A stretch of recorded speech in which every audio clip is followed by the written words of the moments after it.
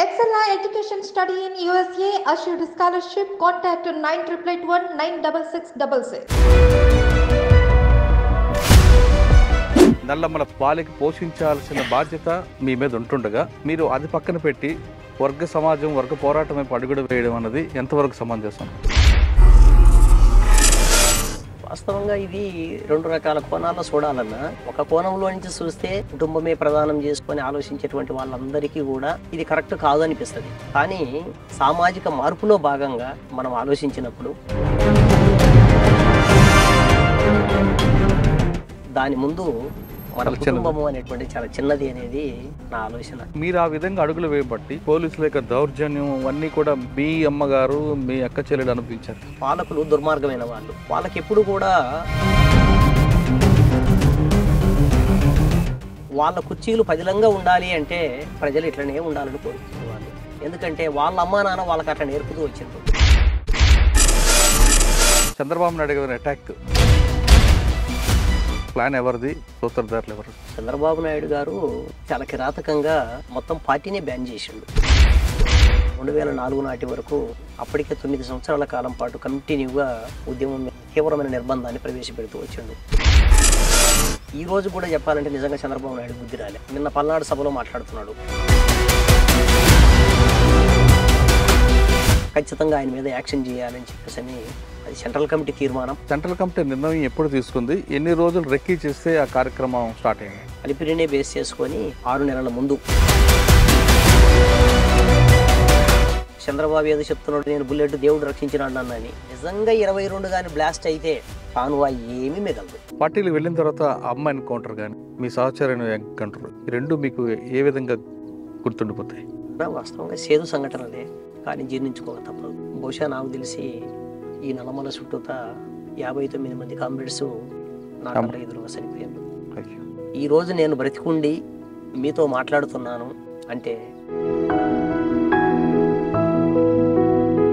కానీ రియల్గా హీరోలము మేం కాదు, వాళ్ళు.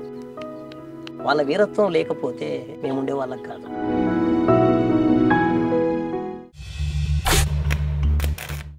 Welcome to crime confessions. ఇప్పుడు మనం ఉన్న ఈ ప్రాంతం నక్సల్స్కు పెట్టని కోట, నల్లమ్మల ప్రాంతం. ఈ ప్రాంతంలో ఒక గ్రామం పూర్తిగా నక్సల్స్కి పెట్టని కోటగా ఉంటుంది.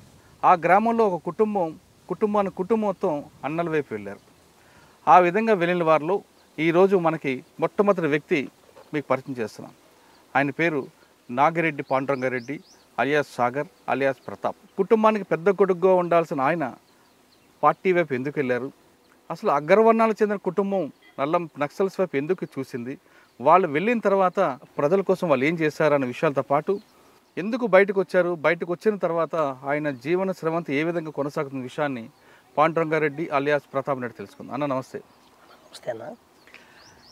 నాగిరెడ్డి అన్న పాండురంగారెడ్డి గారు అలియాస్ సాగర్ అలియాస్ ప్రతాప్ అన్న, మీ పేరు చెప్పగానే ముందు గుర్తుకొచ్చేది మీ ఊరు.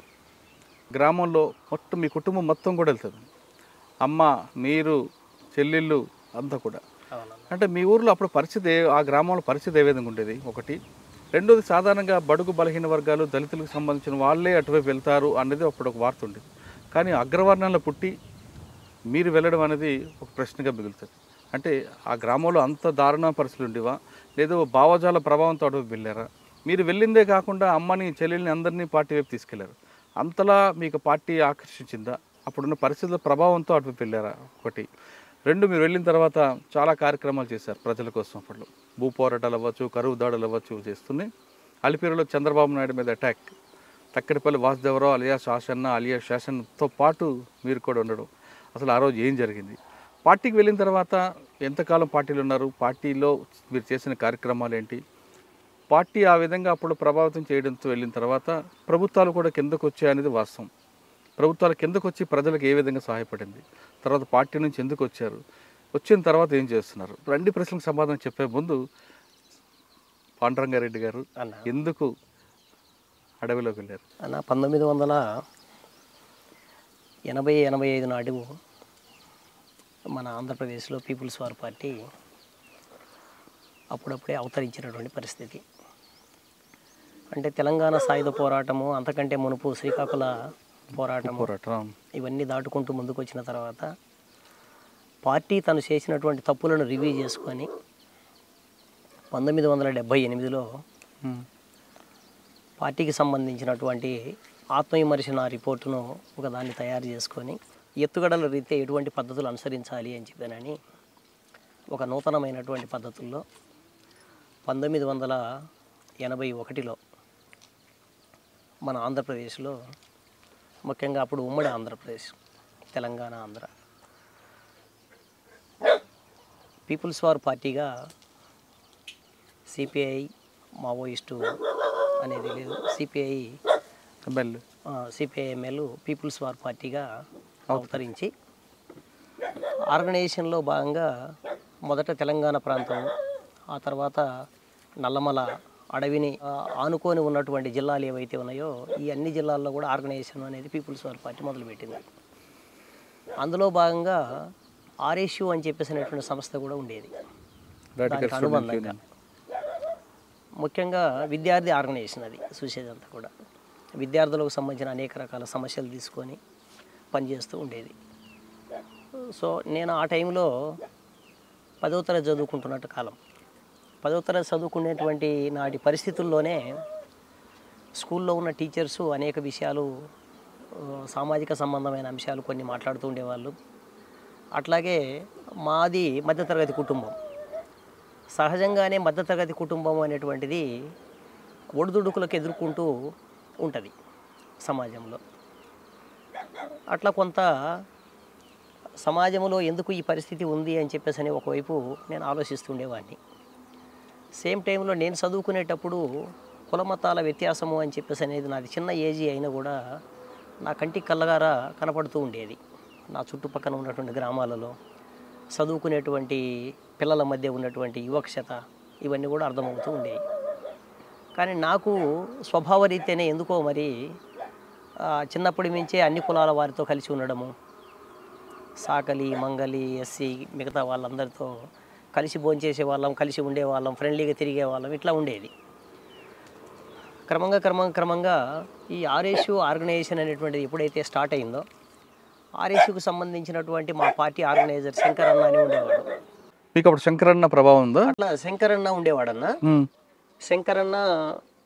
శంకరన్న దాంతోపాటు మన శలం అని మీరు చర్చల స్థలంలో చలం అని చెప్పి నేను ఉంటారు. శలం గారే మా ఆర్గనైజరు. శంకరన్న కంటే కూడా శలం గారు మాకు ఆర్గనైజరు. దళంలోనేమో శలం గారు ఉండేవారు, శంకరన్ననేమో మన ఆర్ఎస్యు ఆర్గనైజేషన్లో ఉండేవాడు.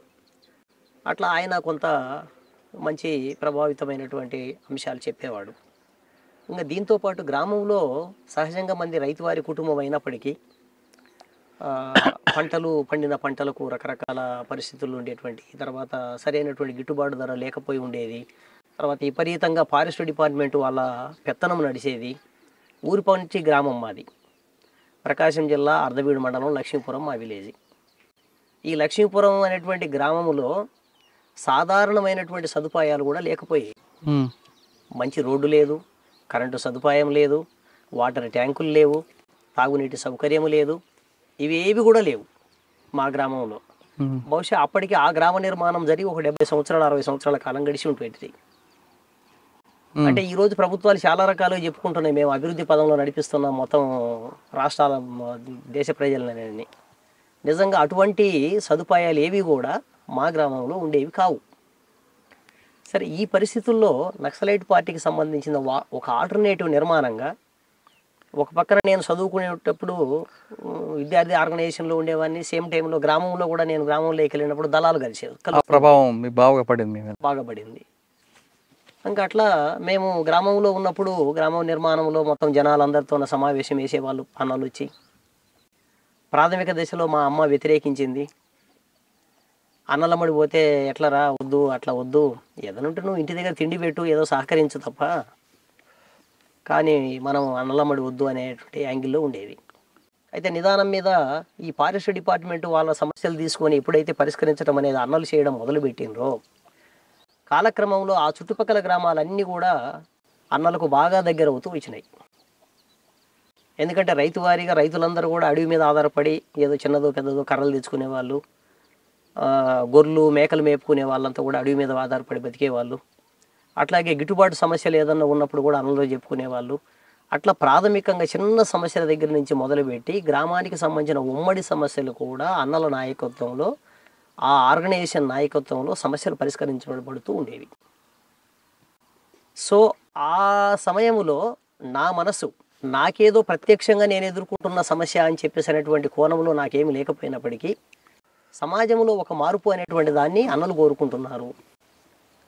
కాబట్టి ఈ మార్పు అనేటువంటిది అవసరమే కదా, వాళ్ళు చేస్తున్న పోరాటాలు న్యాయమే కదా అనేటువంటి ఆలోచన నా మనసుకు తట్టింది. అటువైపు అడుగులు వేసిందా? అటువైపు కాలక్రమంలో నిదానం మీద అడుగులు వేస్తూ. కానీ అన్న మీకు ఒక ప్రశ్న, అన్న మీకు అటువైపు వెళ్తున్నప్పుడు మీ అమ్మగారు ఒక మాట చెప్పారు, అన్న మన కుటుంబం మన పరిస్థితి చూడు, అటు కాదు వెళ్ళాల్సిందని. అవునన్న. ఇంటికి పెద్ద కొడుకుగా అవును. మీకు నాన్నగారు కొంచెం పరిస్థితి బాగాలేనప్పుడు ఇంటికి పెద్ద కొడుకు మీకు పెద్ద బాధ్యత ఉంది. అవును. ఇద్దరు ముగ్గురు అక్క చెల్లెళ్ళు, అమ్మ, వాళ్ళకి పోషించాల్సిన బాధ్యత మీ మీద ఉంటుండగా మీరు అది పక్కన పెట్టి వర్గ సమాజం, వర్గ పోరాటం వైపు అడుగుడు వేయడం అన్నది ఎంతవరకు సమంజసం అనుకోవచ్చు? వాస్తవంగా ఇది రెండు రకాల కోణాల్లో చూడాలన్నా. ఒక కోణంలో నుంచి చూస్తే కుటుంబ నేపథ్యము, కుటుంబమే ప్రధానం చేసుకొని ఆలోచించేటువంటి వాళ్ళందరికీ కూడా ఇది కరెక్ట్ కాదు అనిపిస్తుంది. కానీ ఆర్గనైజేషన్లో భాగంగా, ఒక ఉద్యమం, పెద్ద ఉద్యమంలో భాగంగా, సామాజిక మార్పులో భాగంగా మనం ఆలోచించినప్పుడు మన కుటుంబం కూడా 100 కుటుంబాలలో భాగము. దేశాలు లేదా రాష్ట్రాలు మొత్తం ప్రజలందరూ విముక్తి అవ్వాలి అనేటువంటి ఒక పెద్ద విశాలమైనటువంటి కాన్సెప్ట్ ఏదైతే ఉందో దాని ముందు మన కుటుంబము అనేటువంటి చాలా చిన్నది అనేది నా ఆలోచన. ఆ ఉద్దేశంతోనే ప్రజలందరి మార్పు కోసము, ప్రజలందరికీ సంబంధించినటువంటి జీవన మార్పు కోసం మనం కోరుకుంటూ, అంటే వాళ్ళు మారిస్తే వాళ్ళతో పాటు మన కుటుంబం కూడా కుటుంబం కూడా అంతో ఇంతో మారుతుంది కదా. అందులో నుంచి మనం చూడాలి తప్ప మనం ప్రత్యేకంగా చూడలేం కదా. అది కూడా పెద్ద కొడుకుగా పెద్ద కుటుంబాన్ని పోషించాల్సినటువంటి వ్యక్తి పక్కకు పోవడం అనేటువంటిది ఒక రకంగా ఇబ్బందికరమైన అంశమే. మీరు వెళ్ళిన తర్వాత కుటుంబాలకు సంబంధించిన విషయాన్ని ఆలోచిస్తున్నప్పుడు తప్పు కాదని కరెక్టే, మీ కోణంలో అది రైటే.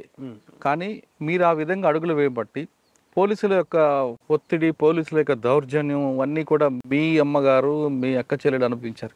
అది రాజ్యహింసలో భాగమన్నా. పాలకులు దుర్మార్గమైన వాళ్ళు.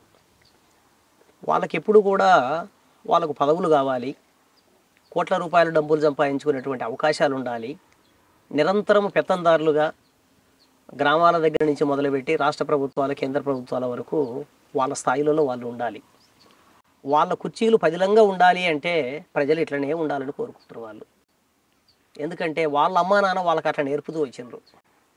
సో నేనేమంటానంటే, నేనొక్కరిని కాదు, నిజంగా విప్లవం అవసరమైనటువంటి వాళ్ళు విప్లవోద్యమంలో పోయి పోరాడినా కూడా రాజ్యహింస అనేది తప్పడం లేదు. ప్రభుత్వాలు అనుసరిస్తున్నటువంటి తప్పుడు పద్ధతుల్లో, దుర్మార్గమైన పద్ధతుల్లో అది ఒక భాగం. రైట్. మీరు వెళ్ళారు పార్టీలోకి, ఒక లక్ష్యం కోసం వెళ్ళారు. ఆ లక్ష్యం నెరవేరడంలో ఎన్ని సంవత్సరాలు పట్టింది? మీరు సమస్యలు చూశారు. మీరు అగ్రవర్ణాలకు చెందిన వ్యక్తి అయినా సామాన్యులు ఎలాగున్నారో అన్ని కులాలు మీకు సమానం అంటూ భావించి వెళ్ళారు. పార్టీలో కూడా పరిస్థితి వేరేగా ఉంది. అప్పుడు కొన్ని గ్రామాల్లో అయితే పార్టీకే పెద్దపేట ఉండేది. అవునన్నా. ఆ మూమెంట్లో మీరు వెళ్ళినప్పుడు గ్రామాలే పార్టీకి పూర్తి పట్టున్న గ్రామాలు కొన్ని వేల గ్రామాలు ఉన్నాయి. అవునన్నా. ఆ సమయంలో మీరు వెళ్ళిన తర్వాత మీరు అనుకున్న లక్ష్యం నెరవేరే దిశకు వెళ్ళారా? అన్న, నాకు తెలిసి ఈ పశ్చిమ ప్రకాశం కాదు,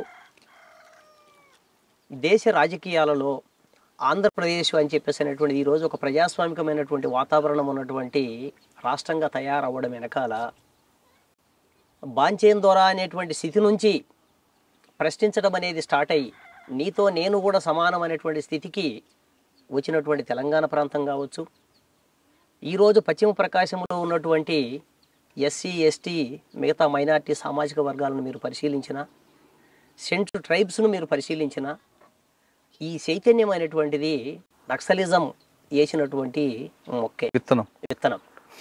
ఆ విత్తనంలో నుంచి అభివృద్ధి చెంది ఒక దశకు చేరింది. ఎందుకంటే నల్లమల చుట్టూతా చాలా రకాల పోరాటాలు తీసుకున్నాం. కూలి పెంపుదలకు సంబంధించిన పోరాటాల దగ్గర నుంచి మొదలుపెట్టి రాజ్యాధికారంలో మాకు సమభాగం కావాలి అని దగ్గర వరకు ప్రతి అంశం మీద మన పోరాటం నడిచింది. కానీ అంత పోరాటాలతో వచ్చిన ప్రకాశం జిల్లాలోకి వచ్చిన పార్టీ అంత త్వరగా ఎందుకు వెళ్ళిపోయిందండి మనకి? ఇక్కడ మనం అర్థం చేసుకోవాల్సింది పార్టీ ఓడిపోయింది కాదు, పార్టీ భావజాలం ఓడిపోవడం కాదు, ప్రజలు ఓడిపోయారు, రాజ్యము ప్రజలు కూడా ఓడిపోవడం కాదు. రాజ్యం అనేటువంటిది దుర్మార్గమైన పద్ధతుల్లో ఆయుధాలతోన పోలీసు బలంతోన ఇక్కడ ఉన్నటువంటి పోరాటాలను అణిసివేసింది, ఆర్గనైజేషన్లు తాత్కాలికలు లేకుండా చేసింది. వాళ్ళు ఎత్తుగడల రీత్యా వేరు వేరు ప్రాంతాలలో ఈరోజు ఆర్గనైజేషన్ స్టార్ట్ చేసుకొని భారతదేశంలో ఒకప్పుడు నల్లమల ప్రాంతానికి పరిమితమైన ఉన్నటువంటి నక్సలైట్ పార్టీ లేదా మావోయిస్ట్ పార్టీ ఈరోజు అంతర్జాతీయంగా భారతదేశంలో అనేక ప్రాంతాలలో ఉంది. అయితే ఇది ముందడుగేస్తుందా వెనకడుగేస్తుందా, తాత్కాలికంగా బ్రేక్ పడిందా, కొంత బ్రేకు అవుట్ అవుతుందా అని చెప్పేసి అనేది మనం ఊహించి చెప్పలేము. అట్లా రెండు వర్గాల మధ్య ఒక పెద్ద యుద్ధం జరుగుతున్నప్పుడు ఈ యుద్ధంలో ఏది గెలుస్తుంది అని చెప్పేసి అంటే సాధారణంగా రాజ్యం చేతిలోనే మొత్తం ఆయుధ బలము, అంగబలము, అన్ని రకాల బలాలు ఉన్నాయి. ప్రజలు స్వతంత్రంగా వాళ్ళు ముందుకు వచ్చి ఆయుధాలు పట్టుకొని ప్రభుత్వాలకు వ్యతిరేకంగా పోరాటం చేస్తున్నటువంటి పరిస్థితి మనకు అనేక ప్రాంతాల్లో కనబడుతుంది.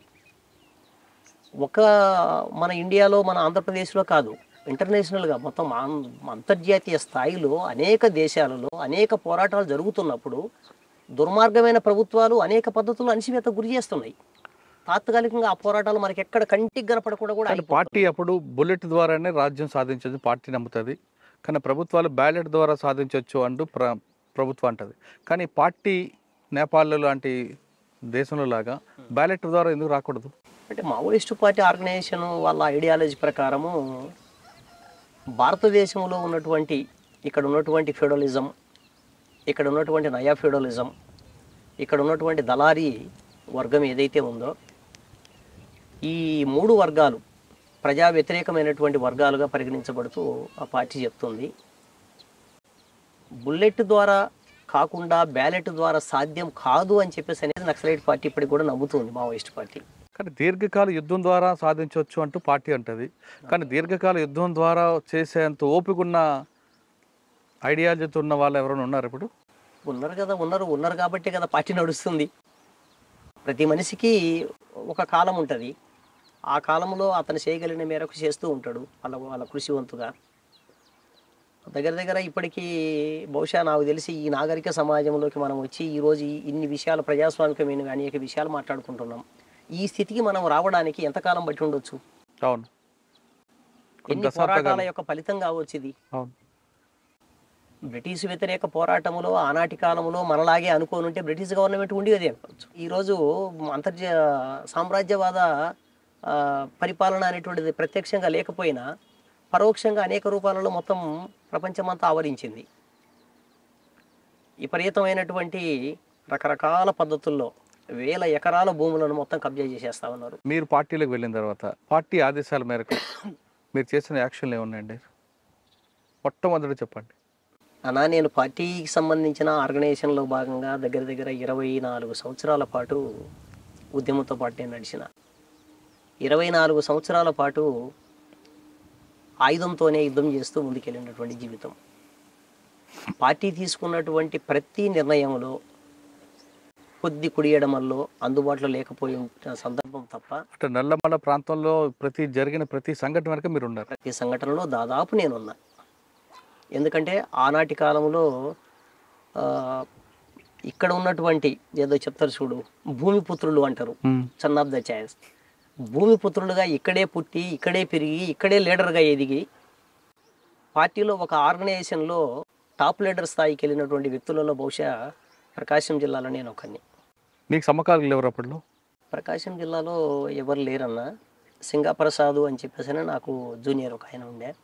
మీతో పాటు తెలంగాణ నుంచి వచ్చిన వాళ్ళు ఎవరున్నారు? తెలంగాణ నుంచి వచ్చిన కామ్రేడ్స్ చాలా మంది ఉన్నారు. మాధవ్ అన్న నాకంటే సీనియరు.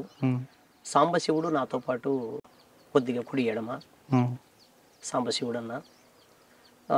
తర్వాత నాతో పాటు కమిటీలో ఉన్నటువంటిది అప్పుడు దేవన్న అని చెప్పేసి ప్రకాశం జిల్లాలో మా సీనియరు, మా గురువు కూడా ఆయన. ప్రకాశం జిల్లా మొదటి సెక్రటరీ నల్లమల ఫారెస్ట్ డివిజన్కి. అట్లా మెజారిటీ మంది తెలంగాణ కామ్రేడ్సే. ఓకే, మీరు చేసిన యాక్షన్లో రైల్వే స్టేషన్ బ్లాస్టింగ్ కూడా ఉంటుంది అన్న. రైల్వే స్టేషన్ బ్లాస్టింగ్స్ కూడా ఉన్నాయన్న. దిగుమెట్ట ఒకటి, ఇక్కడ దెగ్గంబొట్ల కిష్టాపురం ఒకటి. అప్పుడు పులి అంజన్నను పట్టుకొని చంపేసినారు. బహుశా ఇది 94 పులి అంజన్న ప్లస్ అక్కను ఇద్దరిని ఇక్కడ కొవ్వూరు దగ్గర పట్టుకొని చంపేస్తే దానికి నిరసనగా అనేక కార్యక్రమాలు తీసుకున్నాం. ఎంఆర్ఓ ఆఫీస్ బ్లాస్టింగ్ చేసినాము ప్రజలకు తెలియజేయడానికి. దీని ద్వారా బ్లాస్టింగ్ చేయడం వల్ల వాళ్ళు ఏం బ్రతికొచ్చేది ఏం కాకపోయినప్పటికీ ఒక విస్తృతమైనటువంటి ప్రజలకు హత్యలు చేస్తుంది ప్రభుత్వము, ప్రజల మార్పు కోసం పోరాడుతున్నటువంటి వాళ్ళను పట్టుకెళ్ళి చంపేస్తుంది అని చెప్పేసినటువంటి విషయాన్ని చెప్పడం కోసము ఆ రోజున్నటువంటి పరిస్థితుల్లో పార్టీ ఆ నిర్ణయం తీసుకున్నది. అందులో భాగంగా చాలా చోట్ల ఇక్కడ పెద్దారవీడి ఎంఆర్ఓ ఆఫీస్ కూడా బెయిల్ చేసినాం. దోర్నాల టౌన్లో ఉన్నటువంటి ఎండిఓ ఒకటి హాస్పిటల్కు సంబంధించిన ఒకటి ఆఫీస్ బెయిల్ చేసినాం. తర్వాత 3-4 రైల్వే స్టేషన్స్ బెయిల్ చేసినాం. ఇవన్నీ చేసినామన్నా. రైల్వే స్టేషన్లు పేల్చడం వల్ల ప్రజా రవాణా వ్యవస్థకి ఇబ్బంది కలుగుతుంది, ప్రజలే ఇబ్బంది పడతారు కదా. మీ పోరాటమే ప్రజల కోసం అన్న. అందుకని కాలక్రమంలో దాన్ని ఇంకా కంప్లీట్గా ఆపేసినాం. ఈ బస్సులు తగలబెట్టడం అనేటువంటిది అంటే ఆ రోజు జనానికి అది తప్ప రెండో ఆల్టర్నేటివ్గా లేదు. అంతకంటే పెద్ద పోరాటం చేయగలిగే స్థితిలో కూడా జనాలు లేవు. సో కంటికి కనపడినటువంటి ప్రభుత్వ ఆస్తులుగా ఉన్నటువంటి ప్రభుత్వం మీద ఆ వ్యతిరేకతతోన ఆ పని దళాలు, సానుభూతి పరులు, ప్రజలు అట్లా చేస్తూ ఉండేవాళ్ళు. అయితే తర్వాత కాలంలో మీరు చెప్పినట్లే ఈ కింద స్థాయిలో ఉన్నటువంటి వాస్తవ సమస్యను కూడా పరిశీలించి ఎక్కడ కూడా బస్సుల జోలికి కానీ, రైల్వే స్టేషన్స్ జోలికి కానీ, రైళ్ళ జోలికి కానీ ప్రజా రవాణాకి ఎటువంటి ఇబ్బంది కలగకుండా ప్రజా రవాణాలో భాగమైనటువంటి ఏ ఒక్క దాన్ని కూడా యంత్రాన్ని కూడా తగలబెట్టవద్దు అనేటువంటి పార్టీ నిషేధిస్తూ బ్యాన్ చేస్తే కిందకు తీసుకొచ్చింది. అంటే ఉద్యమం ఎదుగుతున్నప్పుడు తప్పు ఒప్పులను ఎప్పటికప్పుడు సమీక్ష చేసుకోవాలి. ఈ సమీక్ష చేసుకోవడంలో భాగంగా ప్రజలకు ఇబ్బందికరమైనటువంటి అంశాల పట్ల చాలా జాగ్రత్తతో ఉండాలి అని చెప్పేసి అనేది డైరెక్షన్ చేస్తూ పార్టీ తీసుకొచ్చింది. అన్న, మీరు 24 సంవత్సరాల పార్టీలో ఉన్నారు. నల్లమల ప్రాంతం మీకు పెట్టని కోట, మీ పుట్టిన పెరిగిన ఊరు. అవునన్నా. మీరు వెళ్ళేసరికి కొన్ని సమస్యలు ఉన్నాయి, పార్టీలో ఉన్నాయి, ప్రజలకు ఉన్నాయి. మీకు గుర్తుండిపోయిన ఒక మంచి సంఘటన చెప్పండి. ప్రజల కోసం పార్టీ ద్వారా ఈ పని చేసి పెట్టానని. అంటే భూ పంపిణీ అవ్వచ్చు, కరువు దాడి అవ్వచ్చు, లేదా ప్రజల్లో అక్కడ ఉన్న చెంచుల్లో రాజకీయ చైతన్యం కల్పించవచ్చు. అవునన్నా. అన్న స్వయంగా నా నాయకత్వంలో దోర్నాల మండలం వైసిర్లోపల్లి, అట్లాగే తమ్మడపల్లి, కర్నూలు జిల్లా ఎల్లావత్తుల, తర్వాత మనకు మహానంది మండలంలో కొన్ని గ్రామాలు, తర్వాత ఇప్పుడు మన ఆత్మకూరు ప్రాంతం ఏదైతే ఉందో ఆత్మకూరు ప్రాంతంలో గండిచెరువు అని చెప్పని ఉంటుంది. ఆ గూడెము దాని అంచుల్లో ఉన్నటువంటి గ్రామాలలో దగ్గర నాకు తెలిసి పార్టీ నాయకత్వంలో 1200 ఎకరాల భూమిని మనం పంపిణీ చేసినాం జనానికి. పట్టాలు లేకుండా పంపిణీ చేసే ఉపయోగం ఉందండి. అధికారులను పిలిపించి పట్టా కూడా ఇప్పించినాం. వాస్తవంగా ఇది కొద్దిగా విరుద్ధమైన అంశాలు ఇవి. పట్టా లేకపోతే ప్రజలకు అది ఉపయోగపడినప్పుడు నువ్వు పంచి లాభం ఏముంది అనేటువంటిది వాస్తవమే. కానీ ప్రజలు వాళ్ళ నాయకత్వంలో పెట్టుకొని వాళ్ళు సాగు చేసుకుంటున్నటువంటి క్రమంలో నిదానం మీద ప్రభుత్వాలు ఏదో ఒక రోజు దిగిరావా? అది కూడా పాయింటే కదా. కాబట్టి ప్రభుత్వ అధికారులను మనం పిలిపించి మనం చర్చలలో భాగంగా అనేక సందర్భాలలో మనం మాట్లాడినప్పుడు ఈ దేవాదాయ భూములు, ముఖ్యంగా దేవాదాయ భూములు మనం పంపిణీ చేసింది అంతా కూడా దేవాదాయ భూములకు ఆల్టర్నేటివ్గా పట్టాలు ఇచ్చిండ్రు చాలా చోట్ల. అట్లాగే ఫారెస్ట్ భూములకు కూడా పట్టాలు ఇచ్చిండ్రు. ఇప్పుడు ఒకప్పుడు గిరిజన ప్రాంతాలలో గిరిజనులకు హక్కు కావాలని మేము కొట్లాడినాం. ఈరోజు గవర్నమెంటు అందులో భాగంగా ఒక శాసనం చేసి ఒక చట్టం ద్వారా గిరిజనులు వాళ్ళు ఉన్నటువంటి ఏరియాలో ఉన్నటువంటి భూములకు పట్టాలు ఇవ్వాలని చెప్పేసి ఒక తీర్మానం చేసింది.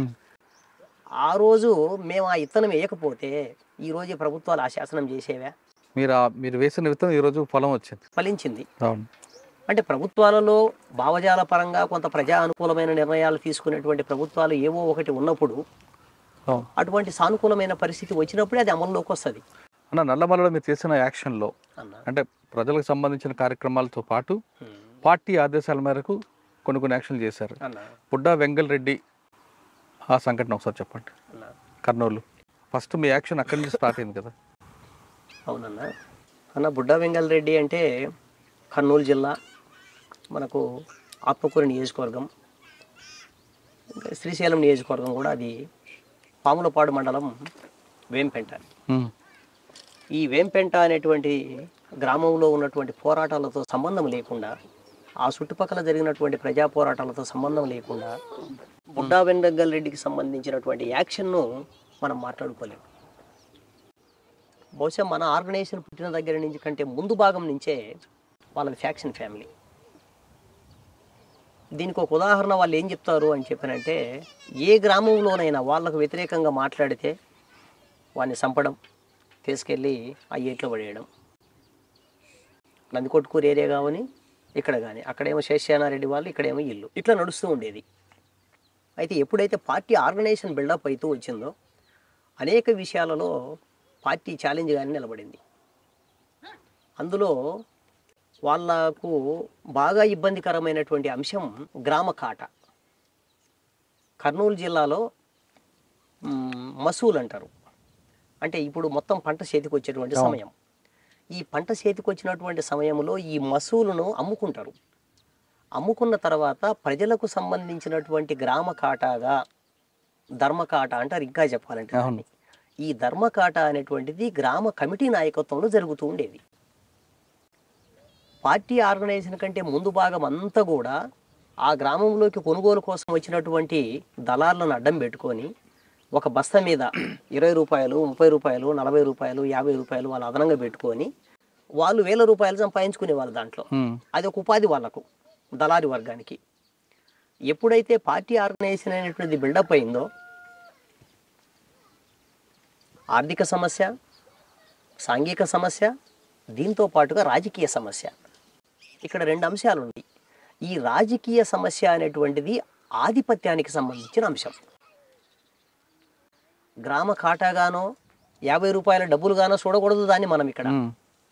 వాళ్ళ నాయకత్వంలో జరుగుతున్నటువంటి మసూలుకు సంబంధించినటువంటిది ఏదైతే తూకము కాటా ఉందో, దీన్ని తిరస్కరించి ఆల్టర్నేటివ్గా మన సంఘ నిర్మాణం ఏర్పాటు చేసింది. ఓకే. అట్లా ప్రతి గ్రామంలో, బహుశా నాకు తెలిసి ఆత్మకూరు దగ్గర నుంచి మొదలుపెట్టి ఆళ్ళగడ్డ వరకు, మన ఈ నల్లమల ప్రాంతానికి ఆనుకొని ఉన్నటువంటి మైదాన ప్రాంతంగా ఉన్నటువంటి కర్నూలు జిల్లాలో ప్రతి గ్రామంలో, మనకు బలం ఉన్నటువంటి ప్రతి గ్రామంలో ఈ సిస్టమ్ మనం ప్రైవేట్ చేసినాం. కొన్ని గ్రామాలలో మనమే చొరవ చేసి మనకు సంబంధించినటువంటి వాళ్ళ ద్వారా, అప్పట్లో 50,000 60,000 ఉండేది, ఈరోజు 1,00,000 2 లక్షలు ఉంది ఇప్పుడు ఆ కాటా. ఆ కాటాలు తీసుకొచ్చి డిజిటల్ కాటాను మనమే పెట్టాం. పార్టీ పెట్టింది. దానికన్నా వ్యతిరేకించారా? దీన్ని వాళ్ళు వ్యతిరేకించడం స్టార్ట్ చేశారు. వ్యతిరేకించాక మరి మీరు వార్నింగ్ ఇచ్చారా? వార్నింగులు అయిపోయినాయి, రకరకాల రూపం తీసుకున్నది. చివరికి మన వాళ్ళ మీద దాడులు చేయడం స్టార్ట్ చేశారు. దాడులు వాళ్ళే చేస్తారు, పోలీస్ స్టేషన్ పోయి కేసు వాళ్ళే పెడతారు, తిరిగి మళ్ళీ మన వాళ్ళను తీసుకుపోయి అరెస్ట్ కూడా చేపిస్తారు. ఓకే. ఎందుకంటే పోలీసులతోన అవినాభ సంబంధం ఉండేది వాళ్ళకే. ఇంకా చెప్పాలంటే ఒక ఫోన్ కాల్ కొడితే శేషానారెడ్డి ఎత్తాడు, లేకపోతే బుడ్డా వెంగల్ రెడ్డి ఎత్తాడు, డైరెక్ట్గా ఇంకెవడైనా బలుకుతాడు వాళ్ళకు. ఆనాడు ఉన్న పరిస్థితి అది. ఇంకో పక్కన ప్రతిపక్ష స్థానంలో ఉన్నటువంటి ప్రతాప్ రెడ్డి ఏమో ఏమి చేయలేని పరిస్థితి. ఆయన మినిస్టర్ కూడా పనిచేసిండు లాస్ట్ టైం రాజశేఖర రెడ్డి గారి గవర్నమెంట్లో. ఏరాస్ ప్రతాప్ రెడ్డి గారు ప్రతిపక్షంలో చూస్తూ గుడ్లప్పగించి ఉంటాడే తప్ప అండు ఆ అండు, ఇది నిజము అండు, కరెక్టు అండు, తప్పు అండు, ఒప్పండు.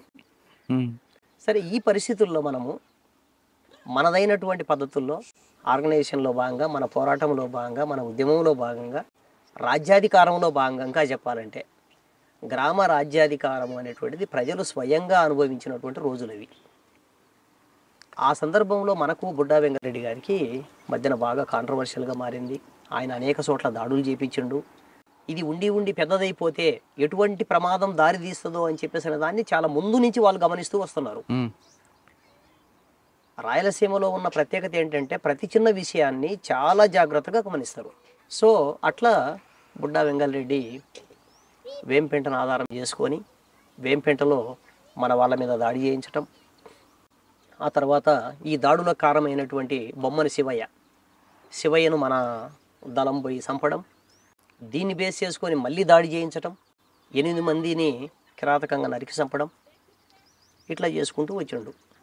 ఇంకా అనేక గ్రామాలలో వాళ్ళ వర్గాన్ని ప్రోత్సహించడం. నల్లమలలో మొట్టమొదటి దాడి బుడ్డా వెంకటరెడ్డి. వెంకటరెడ్డి అన్న. దాని తర్వాత నక్సల్స్ అంటే భయం వచ్చింది అనుకుంటారా?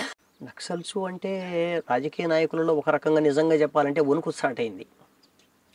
చాలా గ్రామాలలో నుంచి రాజకీయ నాయకులంతా బయటికి వెళ్ళిపోయి అయితే కర్నూలు లేకపోతే మెజార్టీగా హైదరాబాద్ చేరేవాళ్ళు. వీళ్ళంతా కూడా హైదరాబాద్ నుంచి ఫోన్ల ద్వారా నడిపించేవాళ్ళు రాజకీయం అంతా. లేదనుకుంటే పట్టణాల్లోకి వచ్చి పట్టణాల్లో మకాం వేసి లాడ్జీలలో ఉండి అక్కడి వెలవనప్పుకొడతా వాళ్ళ అనుచరులను. కానీ అప్పట్లో ఒక వార్త, బుడ్డా వెంకటరెడ్డి హత్య తర్వాత మావోయిస్ట్ పార్టీ అంటే అప్పుడు నక్సల్స్ అదొక భయం క్రియేట్ చేసి ఫ్యాక్షనిస్టులను కూడా బెదిరించి డబ్బులు వసూలు చేసుకునేవారు అనేది ఒక వార్త ఉంది. తప్పు, ఘంటాపదంగా ఖండించగలం దాన్ని. ఏ రోజు కూడా ఏ ఫ్యాక్షనిస్టును కూడా నక్సలైట్ పార్టీ డబ్బులు డిమాండ్ చేసిన పాపాన పోలేదు. కాంట్రాక్టర్లు తప్పు. అది కాంట్రాక్టర్ల దగ్గర ముక్కుబిండి వసూలు చేస్తాం. కాంట్రాక్టర్లు అనేటువంటి వాళ్ళు అడవిలోకి వచ్చి అడవి సంపదను తీసుకుపోతున్నారు, బయటికి లక్షల రూపాయలు సంపాదిస్తున్నారు. సో అందులో భాగంగా ఒక పక్కన కూలీ రేట్లు పెంచుతాం అంటే కాంట్రాక్టర్లు మాత్రం బెదిరించేవారు. బెదిరింపు అనేటువంటి దాని అర్థం కంటే కూడా ఇంకా దాన్ని ఏ అర్థంలో మీరు మాట్లాడతారనేటువంటి దాన్ని పక్కన పెడితే ముక్కుపండి వసూలు చేసేవారు. ఒక రకంగా చెప్పాలంటే వాళ్ళకు ఘంటాపదంగానే చెప్పేవాళ్ళం, ఇది పార్టీ పన్ను కట్టాలి, పార్టీ కోసం ఇది అవసరము ఆర్గనైజేషన్లో భాగంగా అని అర్థం చేయించే వాళ్ళకి అర్థం చేయించే వాళ్ళము. గట్టిగా డిమాండ్ చేయాల్సి వచ్చిన అర్థం కాని వాళ్ళకి అర్థం చేయించే వాళ్ళం. ఇంకొక రూపాలలో ప్రజలు ఏం చేయాలో వాళ్ళకి తెలుసు, వాళ్ళు దాన్ని తగ్గట్టు చేస్తారు. అన్న, బుడ్డా వెంకటరెడ్డి హత్య తర్వాత అన్న మీరు చేసిన మరో పెద్ద ఆపరేషన్ చెప్పండి. అదే నేను ఇందాకనే చెప్పినానన్న, నల్లమల చుట్టూతా పార్టీ తీసుకున్నటువంటి సాధారణంగా ప్రతి నిర్ణయంలో ఏదో ఒక రూపంలో నేను ఉంటూ వచ్చాను. ఓకే, నల్లమల దాటిన తర్వాత శేషాచలం అడవులు, అలిపిరి, చంద్రబాబు నాయుడు గారి అటాక్ ప్లాన్ ఎవరిది, పాత్ర ఎవరిది, సూత్రధారులు ఎవరు? సాధారణంగా పోలీసులు చెప్పేటప్పట్లో శేషన్నతో పాటు మీరున్నారనేది. అసలు వాస్తవంగా ఆ రోజు ఏం జరిగిందండి? చంద్రబాబు నాయుడు గారు చాలా కిరాతకంగా మొత్తం పార్టీనే బ్యాన్ చేసిండు. ఎందుకంటే ఏదైనా ఒక సంఘటనకు ఒక నేపథ్యం ఉంటుంది. సో అందులో భాగంగానే 2004 నాటి వరకు అప్పటికే 9 సంవత్సరాల కాలం పాటు కంటిన్యూగా ఉద్యమం మీద తీవ్రమైన నిర్బంధాన్ని ప్రవేశపెడుతూ వచ్చిండు. ఈ రోజు కూడా చెప్పాలంటే నిజంగా చంద్రబాబు నాయుడు బుద్ధి రాలే. నిన్న పల్నాడు సభలో మాట్లాడుతున్నాడు, తీవ్రవాదులను అలసివేసిన చరిత్ర పార్టీకి ఉంది అని. అసలు తీవ్రవాద సమస్యని, నక్సలైట్ సమస్యను ఈ రోజుకు కూడా చంద్రబాబు నాయుడు గారు శాంతి భద్రతల సమస్యగా చూస్తున్నాడు తప్ప సామాజిక, ఆర్థిక, రాజకీయ సమస్యగా దీన్ని పరిగణించటం లేదు. తీవ్రవాదులు వేరు, నక్సల్స్ వేరు కదా. అంటే ఆయన లెక్కల్లో తీవ్రవాదులు అంటే నక్సలైట్లే. ఆయన పదంలో, ఆయన అంతరార్థంలో, మనసులోని మాట తీవ్రవాదులు అంటే నక్సల్స్ అనే. నక్సల్స్ ట్రీట్ చేయడంలే ఆయన. నక్సల్స్ అన్నది శాంతి భద్రతల సమస్య కాదు కదా. సమస్య కాదు, శాంతి భద్రతల సమస్య కానే కాదు. అదే మనం చెప్తుంది. రాజశేఖర రెడ్డి గారు అధికారంలోకి వచ్చిన తర్వాత నక్సలైట్ సమస్య సామాజిక సమస్య అన్నాడు. సామాజిక సమస్య నేను పరిష్కరిస్తాను అన్నాడు. సో చంద్రబాబు నాయుడు గారు ఘంటాపదంగా ఆయన ఫిలాసఫీలో భాగంగానే నక్సలైట్ సమస్య అనేటువంటిది హింసాత్మకమైన సమస్య ఆయన లెక్కల్లో. సమాజంలో ఒక ప్రమాదకారులు సమాజానికి. కాబట్టి నక్సలైట్ సమస్యను శాంతి భద్రతల సమస్యగానే పరిగణించాలి, హింసతోనే అణిసివేయాలి. ఇది ఫిలాసాఫికల్గానే ఆయన నక్సలైట్ సమస్యను వ్యతిరేకిస్తున్నాడు. అసలు నక్సలైటు ఏం కోరుకుంటున్నాడు అనేటువంటి దాన్ని వినకుండానే వ్యతిరేకించే మనస్తత్వం ఆయన అలవాటు చేసుకున్నాడు అట్లా. సో ఆనాడు 9 సంవత్సరాల కాలం పాటు ఆయన ఏదైతే అనుకున్నాడో అనుకున్న దానికి తగ్గట్టుగానే మొత్తం సమస్యను ఆ రకంగా అంటే ఆయన అనుకోవడం కాకుండా పార్టీ కూడా అటువంటి కార్యక్రమాలు చేపట్టింది కదా 9 సంవత్సరాల్లో. రాజకీయ నాయకులని మీద దాడులు చేయడం, ప్రభుత్వ ఆస్తులను దగ్ధం చేయడం అనేది. మరి అది అప్పట్లో లాండ్ ఆర్డర్ సమస్యగానే ఆయన పరిగణించుకోవడము. వాస్తవంగా అప్పటికి పార్టీ ఉధృతమైనటువంటి పరిస్థితుల్లో ఆర్గనైజేషన్ బిల్డప్మెంట్ అనేటువంటి ఆ స్థాయిలో ఉంది కాబట్టి అనేక రకాల పోరాటాలు ముందస్తుకు వచ్చినాయి. వచ్చినప్పుడు దాన్ని ఇప్పుడు రాజకీయ పార్టీగా తెలుగుదేశం పార్టీ ఎట్లా అర్థం చేసుకుంటుంది అనేటువంటిది తర్వాత సంగతి. ప్రజలు వాళ్ళ అవసరం కోసము, వాళ్ళ ఆధిపత్యం కోసము, వాళ్ళ రాజ్యాధికారం కోసము, వాళ్ళకు ఉన్నటువంటి రకరకాల సమస్యలు పరిష్కరించడంలో భాగంగా వాళ్ళ పోరాటాన్ని ముందుకు తీసుకుపోతారు. అందులో భాగంగా అడ్డం వచ్చినటువంటి వాళ్ళను 1కి 4 సార్లు హెచ్చరిక చేస్తూ ఉన్నారు, అట్లా ముందుకు తీసుకెళ్ళిండ్రు. సో ఈ క్రమంలోనే ఆయన మొత్తం పార్టీని బ్యాన్ చేసి పార్టీ మీద ఇది చేసిండు. తర్వాత చంద్రబాబు నాయుడు గారిని ఖచ్చితంగా ఆయన మీద యాక్షన్ చేయాలని చెప్పేసి అని, అది సెంట్రల్ కమిటీ తీర్మానం, స్టేట్ కమిటీ కాదు, స్టేట్ కమిటీకి సంబంధించిన ప్రతిపాదనతోన సెంట్రల్ కమిటీ ఆమోదంతోన జరిగినటువంటి తీర్మానం. ఎప్పుడు అంటే సెంట్రల్ కమిటీ నిర్ణయం ఎప్పుడు తీసుకుంది, ఎన్ని రోజులు రెక్కీ చేస్తే ఆ కార్యక్రమం స్టార్ట్ అయింది? 2003 సంఘటన, ఓకే, అక్టోబర్లో. దానికంటే 6 నెలల ముందు పార్టీ తీర్మానం అనేది చేసింది. అంటే కేవలం అలిపిరి అనుకున్నారా, ఇంకే వేరే ప్లేస్ కూడా డిసైడ్ అయింది? అలిపిరినే ప్రధానంగా, ఇంకా అలిపిరితో పాటు వేరే చోట కూడా అనుకున్నారు, కానీ అది తర్వాత కాలంలో అది మిస్ అయిపోయింది. అలిపిరినే బేస్ చేసుకొని 6 నెలల ముందు నుంచి దాని మీద రెక్కి రకరకాలు ఇవన్నీ కూడా నడిచినాయి. తీర్మానం జరిగిన తర్వాత దానికి తగ్గట్టుగా సెంట్రల్ కమిటీ స్టేట్ కమిటీ అనుబంధంగా టీమును డిసైడ్ చేసిండ్రు. అందులో ఒక 6 మందితో కూడినటువంటి టీము. వాళ్ళు ఏదో పేర్లలో అలిపిరికి సంబంధించిన కేసులలో చాలా మందిని చూపించుకుంటూ దగ్గర దగ్గర 32 మందిని ఎంతమందిని చూపించుకుంటూ వచ్చిండ్రు, కానీ అది ఎంత ఒట్టి మాటలు. కేవలం దాంట్లో పార్టిసిపేట్ చేసింది కేవలం 8 మంది మాత్రమే. ఆ 8 మందికి సంబంధించినటువంటి వాళ్ళల్లో ఒకళ్ళం. అన్న, అప్పటి వరకు మద్దు పాత్రలకి పరిమితమైన మావోయిస్ట్ పార్టీ అన్న ఒక్కసారి క్లైమర్ మైన్స్ పెట్టడం వెనక వ్యూహం ఎవరిది? క్లేమోర్ మైన్స్ పెట్టడం అనేటువంటిది ఇంకా మన పార్టీ లోపల ఉన్నటువంటి ఇంజనీర్స్ డెవలప్ చేసిండ్రన్న. ముఖ్యంగా మీకు తెలియంది ఏముంది, ఆనాడు మన పార్టీ అభివృద్ధిలో భాగంగా, ముఖ్యంగా వెపన్స్ అభివృద్ధిలో భాగంగా డైరెక్షనల్ మైన్స్, ఈ క్లేమోర్ మైన్స్ ఏవైతే ఉన్నాయో దీన్ని కూడా ఒకటి ముందుకు తీసుకొచ్చిండ్రు. ముఖ్యంగా మన ఇంజనీరింగ్ టీం, అంటే ఈరోజు మనకు మన టెక్నీషియన్ మన మదన్న వీళ్ళందరూ కూడా కీలకమైన పాత్ర పోషించిన వాళ్ళే. ఇది ఇటువంటి వాటి డెవలప్మెంట్ అభివృద్ధిలో. ఇంప్లిమెంటేషన్ అనేటువంటిది అంతర్గతంగా పార్టీకి సంబంధించిన ఆర్గనైజేషన్లో రహస్యమైనటువంటి టీం ఉండేది. ఆ రహస్యమైన టీము అనేటువంటిది ఇంప్లిమెంటేషన్ చేసేది. 6 నెలలు రెక్కి వేసిన తర్వాత కూడా ఎందుకు ఫెయిల్ అయిందండి? వాస్తవంగా అది ఫెయిల్యూర్ కాదు, అది విజయమే. ఎందుకు విజయం అంటున్నానంటే 6 నెలల రెక్కి 100% సక్సెస్ అయింది. పేల్చిన వ్యక్తి ఫెయిల్ కాలేదు. ఏదైతే డైరెక్షనల్ మైన్స్ అని చెప్పేసి అని దానికి అంటే ఎంత కెపాసిటీ వేస్తే ఎంత ఏ రకమైనటువంటి పద్ధతుల్లో డైరెక్షన్లో వెళ్తుంది, అది ఎంత తీవ్రంగా ప్రభావితం చేస్తుంది అని చెప్పేసి అనేటువంటి అనాలిసిస్ కూడా 100% కరెక్ట్. కానీ ఫెయిల్యూర్ ఎక్కడ ఉంది అంటే మనం అనుకున్న టైంకు ఆయన ప్రోగ్రామ్ ఫిక్స్ అవ్వలే. సో కొంత టైం గడిచిపోయింది. మధ్యన ఏమైందంటే ప్రకృతి నుంచి విపరీతంగా వర్షం పడింది. ఈ వర్షం పడడం వల్ల ప్లస్ మైనస్ మనము సీరియల్ కనెక్షన్స్, సింగిల్ కనెక్షన్స్ విడివిడిగా ఇస్తాం. దీంట్లో డిఫాల్ట్ అయింది. డిఫాల్ట్ అవ్వడం వల్ల పేలినటువంటి క్లేమోర్స్ కేవలం 8 మాత్రమే పేలినాయి. మనం ఎన్ని బిగించినాం? దగ్గర దగ్గర 22 దగ్గర బిగించినాం. నిజంగా 22 కానీ బ్లాస్ట్ అయితే కాన్వాయ్ ఏమీ మిగలదు, అస్సలు మిగలదు. చంద్రబాబు ఏదో చెప్తున్నాడు, నేను బుల్లెట్ దేవుడు రక్షించినాడు అన్నని. దేవుడు రక్షించటం కాదు, ప్రకృతి రక్షించింది. ప్రకృతి దేవుడే కదా. అదే మీరు ఎంతలే చెప్తారు అంటే ఆయన అర్థంలో వెంకటేశ్వర స్వామి దేవుడు అని చెప్పి అనుకుంటున్నాడు. కానీ నిజమేంటంటే వర్షం పడ్డది. ఆ వర్షం పడడం వల్ల ఆ క్లైమోర్స్ కొన్ని ఫెయిల్ అయినాయి. అంటే అదొక రీజన్ అవ్వచ్చు.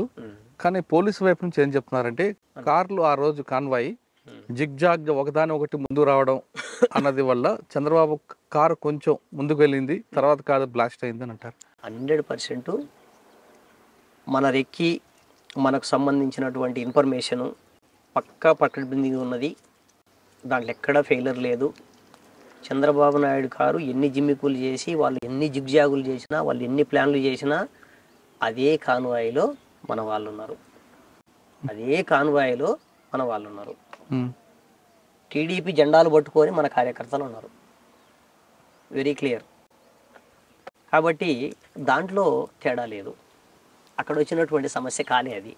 సాంకేతికమైనటువంటి సమస్య ఏదైతే ఉందో ఇది రావడం వల్లనే అది. ఆ రోజు మీరు ఎక్కడున్నారు? ఆ రోజు నేను బయట ఉన్నాను అన్న. ఆ టీంలో లేరు? ఆ టీంలో ఆపరేషన్ టీంలో లేను, అచ్చా. బయట ఉన్నాను. ఆహా. ఆపరేషన్ అయిన తర్వాత రిట్రీట్ ఎక్కడ అయ్యారండి అప్పుడు? మన ఆపరేషన్ అయిన తర్వాత రిట్రీట్ అనేటువంటిది మొత్తం ఫారెస్ట్ నుంచి బయటకు వచ్చేసి, ఇంకా అప్పటికే మా వాళ్ళంతా అంత భక్తుల్లాగా గుడి కొట్టించేసుకొని ఇదంతా ఉన్నారు కదా, ఫ్రీగానే వచ్చేసిండ్రు. ఇట్లా రిట్రీట్ అయ్యి రిటర్న్ అయ్యి వచ్చేసి ఒక్కొక్కరం ఒక్కొక్క చోట కలుసుకొని ఇటు బిల్లగొంది పైన ఫారెస్ట్ ఉంటుంది, ఆ ఫారెస్ట్ ఏరియాకు వెళ్ళిపోవడం అనేది జరిగింది.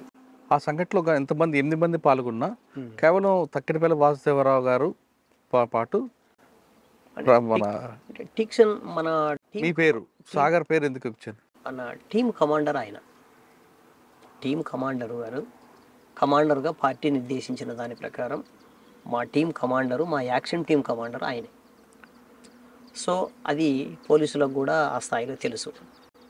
ఇంకా ఉన్న టీములో నేను సెకండ్ పర్సన్గా ఉన్నా కాబట్టి పేరు సాగరు అంటే నల్లమల ప్రాంతంలో ఆల్రెడీ ఒక చరిత్ర ఉంది కాబట్టి అనేక యాక్షన్స్లో పార్టిసిపేట్ చేసినటువంటి అది పోలీసుల లెక్క ప్రకారం ఉంది కాబట్టి వాళ్ళు అట్లా క్రియేట్ చేస్తూ వచ్చిండ్రు. తర్వాత మీకు బాగా గుర్తుండిపోయిన సంఘటన చెప్పండి అలిపిరి తర్వాత. అంటే అది విజయంగా భావించకుండా దీనివల్ల నష్టం జరిగింది, మీరు కూడా కొంచెం బాధపడే సంఘటనలు ఉంటాయి కదా? బాధపడే సంఘటనలు ఇంకా ఎన్కౌంటర్లో జరిగినప్పుడు, ఎక్స్చేంజ్ ఆఫ్ ఫైరింగ్స్ జరిగినప్పుడు చాలామంది కామ్రేడ్స్ని పోగొట్టుకున్నాం. పార్టీ చివరి దశలో చాలా ఇబ్బంది పడ్డాం వాస్తవంగా. అంటే 2006 వచ్చేసరికల్లా పార్టీ ఆర్గనైజేషను చాలా కుదించబడ్డది.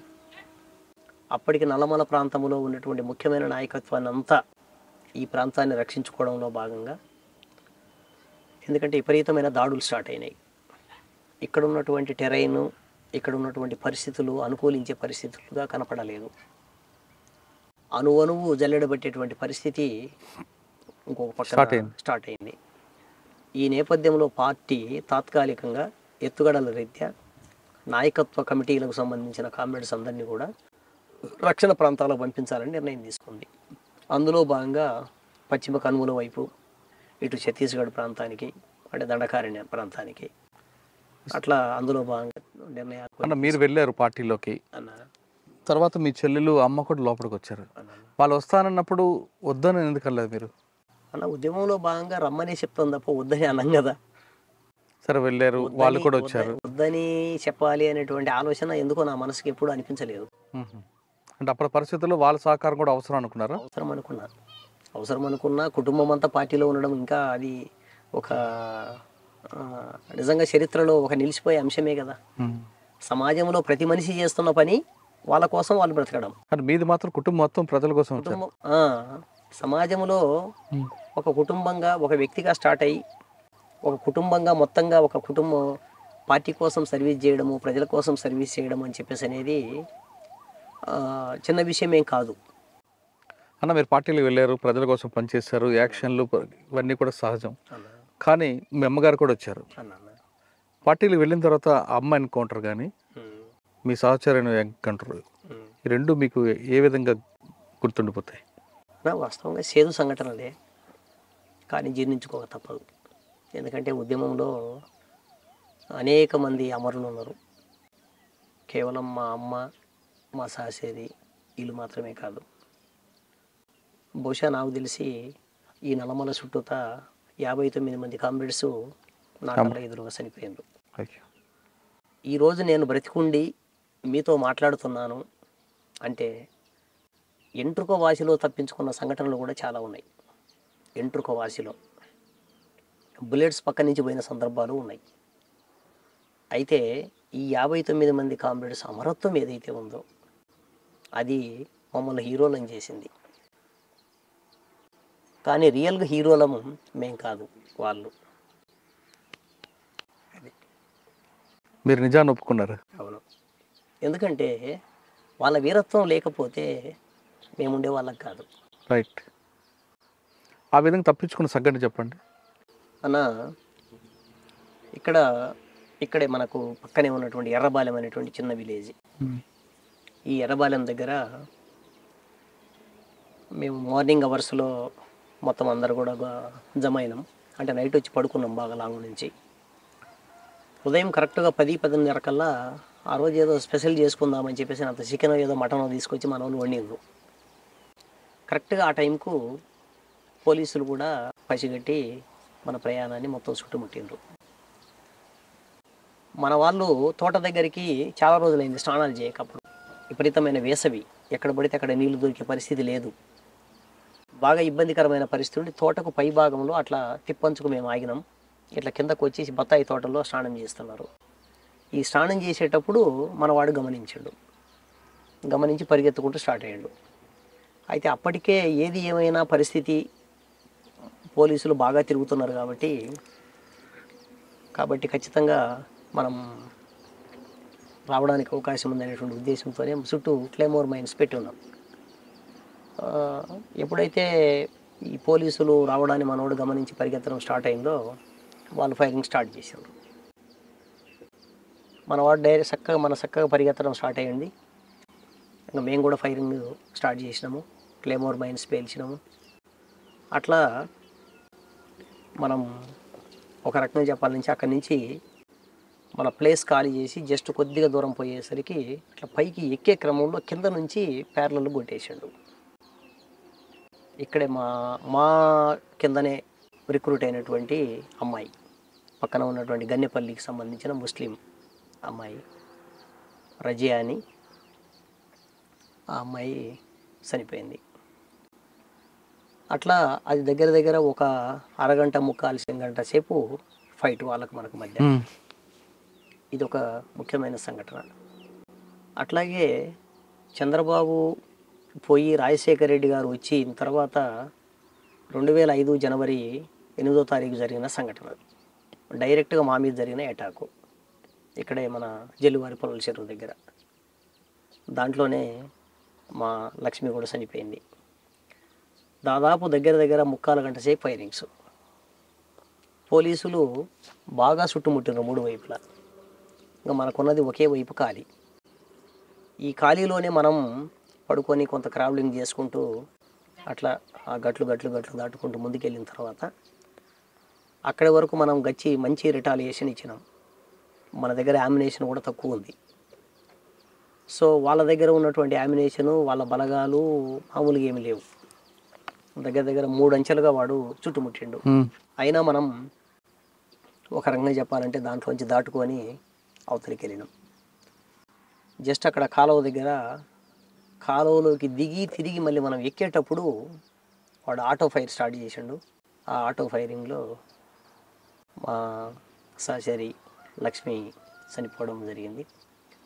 ఇంకా ఆమెను తీసుకొని వెళ్ళలేని పరిస్థితి, అక్కడే వదిలేసి ఆమె దగ్గర ఉన్నటువంటి వెపన్ తీసుకొని మేము మళ్ళీ టీమ్గా బయలుదేరినాం 10 మందిని. అంటే మీ కళ్ళ ముందే మీ సహచరుని కోల్పోయారు. సరిపోయినాము. అంటే మీకు నల్లమలలో బాగా టఫ్ ఇచ్చిన పోలీస్ ఆఫీసర్ చాలామంది చేశారు, కానీ బాగా ఈ ఆఫీసర్ నుండి పార్టీకి నష్టం జరిగింది అని భావించే ఆఫీసర్ ఎవరున్నారా? సాధారణంగా నా లెక్కల ప్రకారం అయితే ఆయన ఈ మధ్య కాలంలో ఇచ్చిన ఇంటర్వ్యూలో భాగంగా నేను ఈరోజు చూసిన జిత్తులు ఉండాలి అనేది. ఎత్తులు ఉండాలి, జిత్తులు ఉండాలి అంటాడు. వాస్తవంగా ఎత్తులు జిత్తులు అనేటువంటిది పార్టీలో 2 వైపులు 2 వర్గాలు వేస్తాయి. ఒక పోలీసు ఆఫీసర్గా ఒక ఆపరేషన్ సక్సెస్ చేయడంలో చెప్పుకోదగ్గ వ్యక్తే ఆయన స్థాయిలో ఆయన. యాక్చువల్గా ఇక్కడ నేను చూడదగ్గ అంశం ఏంటిది అంటే, మరి వీళ్ళు ఐఏఎస్, ఐపీఎస్లు, ఐఆర్ఎస్లు చేస్తున్నారు, పెద్ద చదువులు చదువుకుంటున్నారు. చాలా చట్టాల గురించి నాకంటే లేకపోతే మిగిలినటువంటి ఎస్పీ గారికో లేకపోతే ఆఫీసర్స్కో తెలియవని నేను అనుకోను. వాళ్ళకున్న జ్ఞానం అంతా ఏ పక్కన ఉపయోగిస్తున్నారు, ఎవరికి బంటుల్లాగా పనిచేస్తున్నారు అనేటువంటి ఆలోచన వాళ్ళ మొత్తం జీవిత కాలంలో డ్యూటీ అనే పేరుతో దుర్మార్గమైన చర్యలు కొడిగడుతున్నాం అనేటువంటి ఆలోచన ఒక్కసారి కూడా రాకపోవడం అనేది ఈ రాజ్యంలో ఉన్నటువంటి అధికార యంత్రాంగానికి ఒక రకంగా చెప్పాలంటే ఒక దుర్మార్గమైన అంశం. మీరు అదే వ్యక్తితో ఒకరోజు ఫోన్లో నువ్వెంత అంటే నువ్వెంత అనుకున్నారట కదా? నిజమేనన్నా. ఏం జరిగిందంటారా? నిజమే. ఎందుకంటే అప్పుడు బాగా నిర్బంధం నడుస్తుంది. ఆయనే ఇక్కడ ఓఎస్డీగా ఉన్నాడు. ఆయన నాయకత్వంలోనే అనేక రకాల కార్యక్రమాలు చర్యలు నడుస్తున్నాయి. నేను అమ్మ సంఘటన జరిగి ఉన్నది, అమ్మ చనిపోయిన కొంతకాలం తర్వాత అనుకుంటా. మీ అమ్మగారు చనిపోయింది ఇంట్లో ఎన్కౌంటర్లో, అన్న ఆయన పాత్ర ఉందా మీకు అనుమానమా? ఇంకా ఆయన పాత్ర ఉందా లేదా అనేటువంటిది స్పష్టంగా నాకు తెలియదు. ఎస్ఐబి వాళ్ళు అరెస్ట్ చేసిండ్రు. సాధారణంగా జరిగే చర్యలన్నీ ఎట్లుంటాయంటే లోకల్గా ఉండేటువంటి, ఇప్పుడు వీళ్ళంతా ఏదో చెప్పుకుంటా ఉంటారు, మేము అరెస్ట్ చేసినాము, మేము అది పొడిచినాము, ఇది పొడిచినాము, మేము అంత గొప్ప వాళ్ళం ఇంత గొప్ప వాళ్ళం అని. అసలు వీళ్ళకి ఏ సంబంధాలు ఉండవు. అంత ఎస్ఐబి, ఓపెన్ అంత ఎస్ఐబి కదా. లోకల్గా జరిగేటువంటి రైడ్స్ తప్ప, లోకల్గా జరిగేటువంటి ఎక్స్చేంజ్ ఆఫ్ ఫైరింగ్స్లో వీళ్ళ పాత్ర ఉంటుంది తప్ప, బయట జరిగినటువంటి ఆపరేషన్స్లో వీళ్ళకు సంబంధించిన ఆపరేషన్స్ వీళ్ళ పాత్ర నిల్లు. ఒక చిన్న ఇన్ఫర్మేషన్ ఏమన్నా ఇచ్చి ఉంటారేమో బహుశా, నా లెక్కల ప్రకారం. ఎస్ఐబి అంటారా? కంప్లీట్గా ఎస్ఐబి నాయకత్వంలోనే అమ్మ ఇక్కడ ఎన్కౌంటర్ జరగడం, ఎన్కౌంటర్లో గాయపడడం, మేము అనంతపూర్ ఒక మిత్రుడి దగ్గరికి పంపించడం, అక్కడ ఒక 3 నెలలు 4 నెలలు రెస్ట్ తీసుకోవడం, తిరిగి మళ్ళీ ఆమె దళం దగ్గరికి వచ్చేటువంటి క్రమంలో జరిగినటువంటి సంఘటన అది. ఆమెను తీసుకురావడానికి 3 వాళ్ళు కొరియర్స్ పోయినరు, వేరు ప్రాంతాల్లో నుంచి వాళ్ళు వచ్చిండ్రు.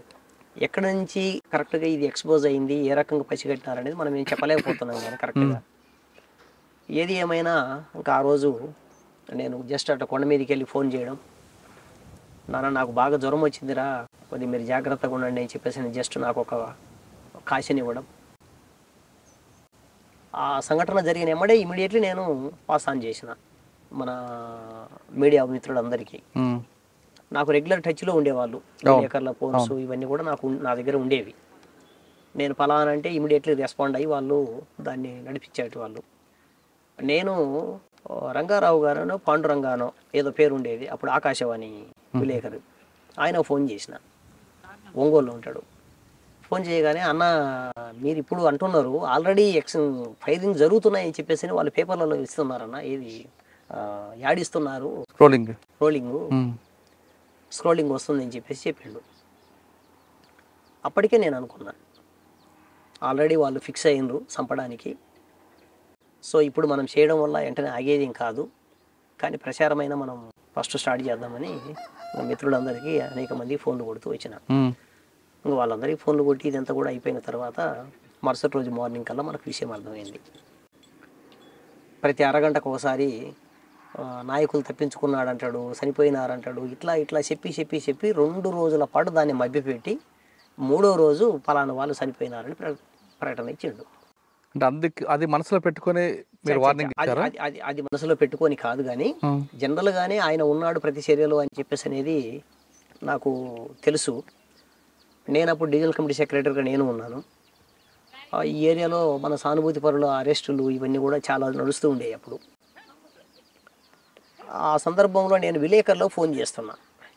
విలేకరులకు ఫోన్ చేస్తూ ఈ ఖమ్మం ఏరియాలో ఇక్కడ ఒక సంఘటన జరిగింది. అప్పుడు ఉడుగుల శ్రీనివాసరెడ్డి గారు ఇక్కడ ఎమ్మెల్యే, ఇప్పుడు ఇక్కడ కంటెస్ట్ చేస్తున్నటువంటి ఇప్పుడు నాగార్జున రెడ్డి ఎవరైతే ఉన్నారో వాళ్ళ సొంత మామగారు. ఇక్కడ 2004లో ఆయన మీద కూడా దాడి చేసినాం క్లైమోర్ మైన్స్తోన. వాస్తవంగా ఆయన ఏమి చంపడం కోసం దాడి చేయలే, చంపడం కోసం దాడి అని చెప్పేసి అనేటువంటిది ఇంకొక రూపంలో ఉండేది. ఆయన 2004లో నిజంగా చెప్పాలంటే నక్సలైట్ పార్టీ ఒక రకంగా దుర్మార్గమైన పార్టీ అధికారంలోకి రావడానికి మీరు కూడా సహకరించారని మీలాంటి వాళ్ళు మేధావులు ప్రశ్నిస్తారు.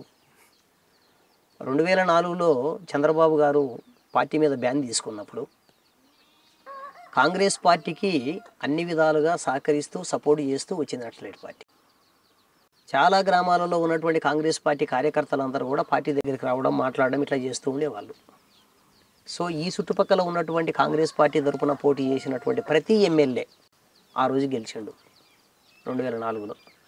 పగడాల రామయ్య కావచ్చు, ఇక్కడ ఉడుముల శ్రీనివాసరెడ్డి కావచ్చు, అక్కడ ఆయన ఎవరు డేవిడ్ రాజు ఎవరో, ఓకే, వీళ్ళందరూ కూడా. అందులో ఉడుముల శ్రీనివాసరెడ్డి ఒకడు. ప్రజల తరపున పార్టీ సపోర్టు వల్ల గెలిచినటువంటి ఇల్లు. ఎందుకంటే ఆ రోజు తెలుగుదేశం పార్టీని కనీసం ప్రచారానికి కూడా రానివ్వలేదన్న మనం. ప్రచార కార్యక్రమాన్ని నిర్వహించుకోవడానికి కూడా లోపలికి రాలే వాళ్ళు, ఎక్కడ గ్రామాల్లోకి. అవును. సో కాంగ్రెస్ పార్టీకి సంబంధించినటువంటి నాయకులు గెలవడానికి ఆ రోజు పార్టీకి సంబంధించిన సపోర్ట్ ఒక ఇన్ఫాక్ట్ పార్టీ ఆదేశాల మేరకు చేశారా? ఇంకా లోకల్గా అంటే ఒక రకంగా అధికార పక్షం మీద ఉన్న వ్యతిరేకతతోన ప్రతిపక్షానికి దగ్గర పక్షానికి సహకరించినటువంటి పరిస్థితి. కానీ అందులో ఈ మీ ఇద్దరి మధ్యన ఎందుకు వచ్చింది ఆ సందర్భంలోన మీకు ఎస్పీ గారికి?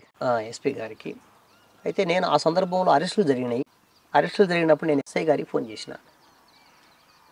ఎస్ఐ గారికి ఫోన్ చేస్తే అంటే మీరే డైరెక్ట్గా? నేనే ఫోన్ చేసిన. కానీ మీరు అప్పుడు గుర్తించలేదా సెల్ ఫోన్ సిగ్నల్ ఉంటాయి, మిమ్మల్ని ట్రాక్ చేస్తారు పోలీసులని? తెలుసు. అక్కడ ఒకసారి ఫోన్ చేసి అవసరమైతే అక్కడి నుంచి మనం వెళ్ళిపోతామని చెప్పేసి అనే ఉద్దేశంతో కావాలని పార్టీకి ఒక విధంగా నష్టం ఉంది. మొబైల్ ఫోన్ అని ఒప్పుకుంటారా? మొబైల్ ఫోన్ 100% నష్టమే. పార్టీ ప్రతి వాళ్ళని పట్టిస్తుంది, అది 100% నిజమే అది. ఓకే, మీరు ఎస్ఐ గారికి ఫోన్ చేశారా? ఎస్ఐ గారికి ఫోన్ చేసిన. ఆయన ఆ నెంబరు కాకుండా ఇంకొక నెంబర్ ఇచ్చిండు. నేను ఒక విలేకరిని అడిగితే నాకు ఎస్ఐ కలిపిండా విలేకరి కలిపిండా అనేది అర్థం కాలేదు, కానీ డైరెక్ట్ యాడ్ అయ్యారు. వాస్తవంగా నాకు ఈ మొబైల్లో చిన్న మొబైల్లో కాన్ఫరెన్స్ కలిపేటువంటి సిస్టమ్ నాకు అప్పుడు తెలవదు. వాళ్ళు కలిపినరు అది డైరెక్ట్గా. ఆయనకు నేను ఫోన్ చేయలే, ఆయనకు చేయాలనే ఉద్దేశంతో కూడా.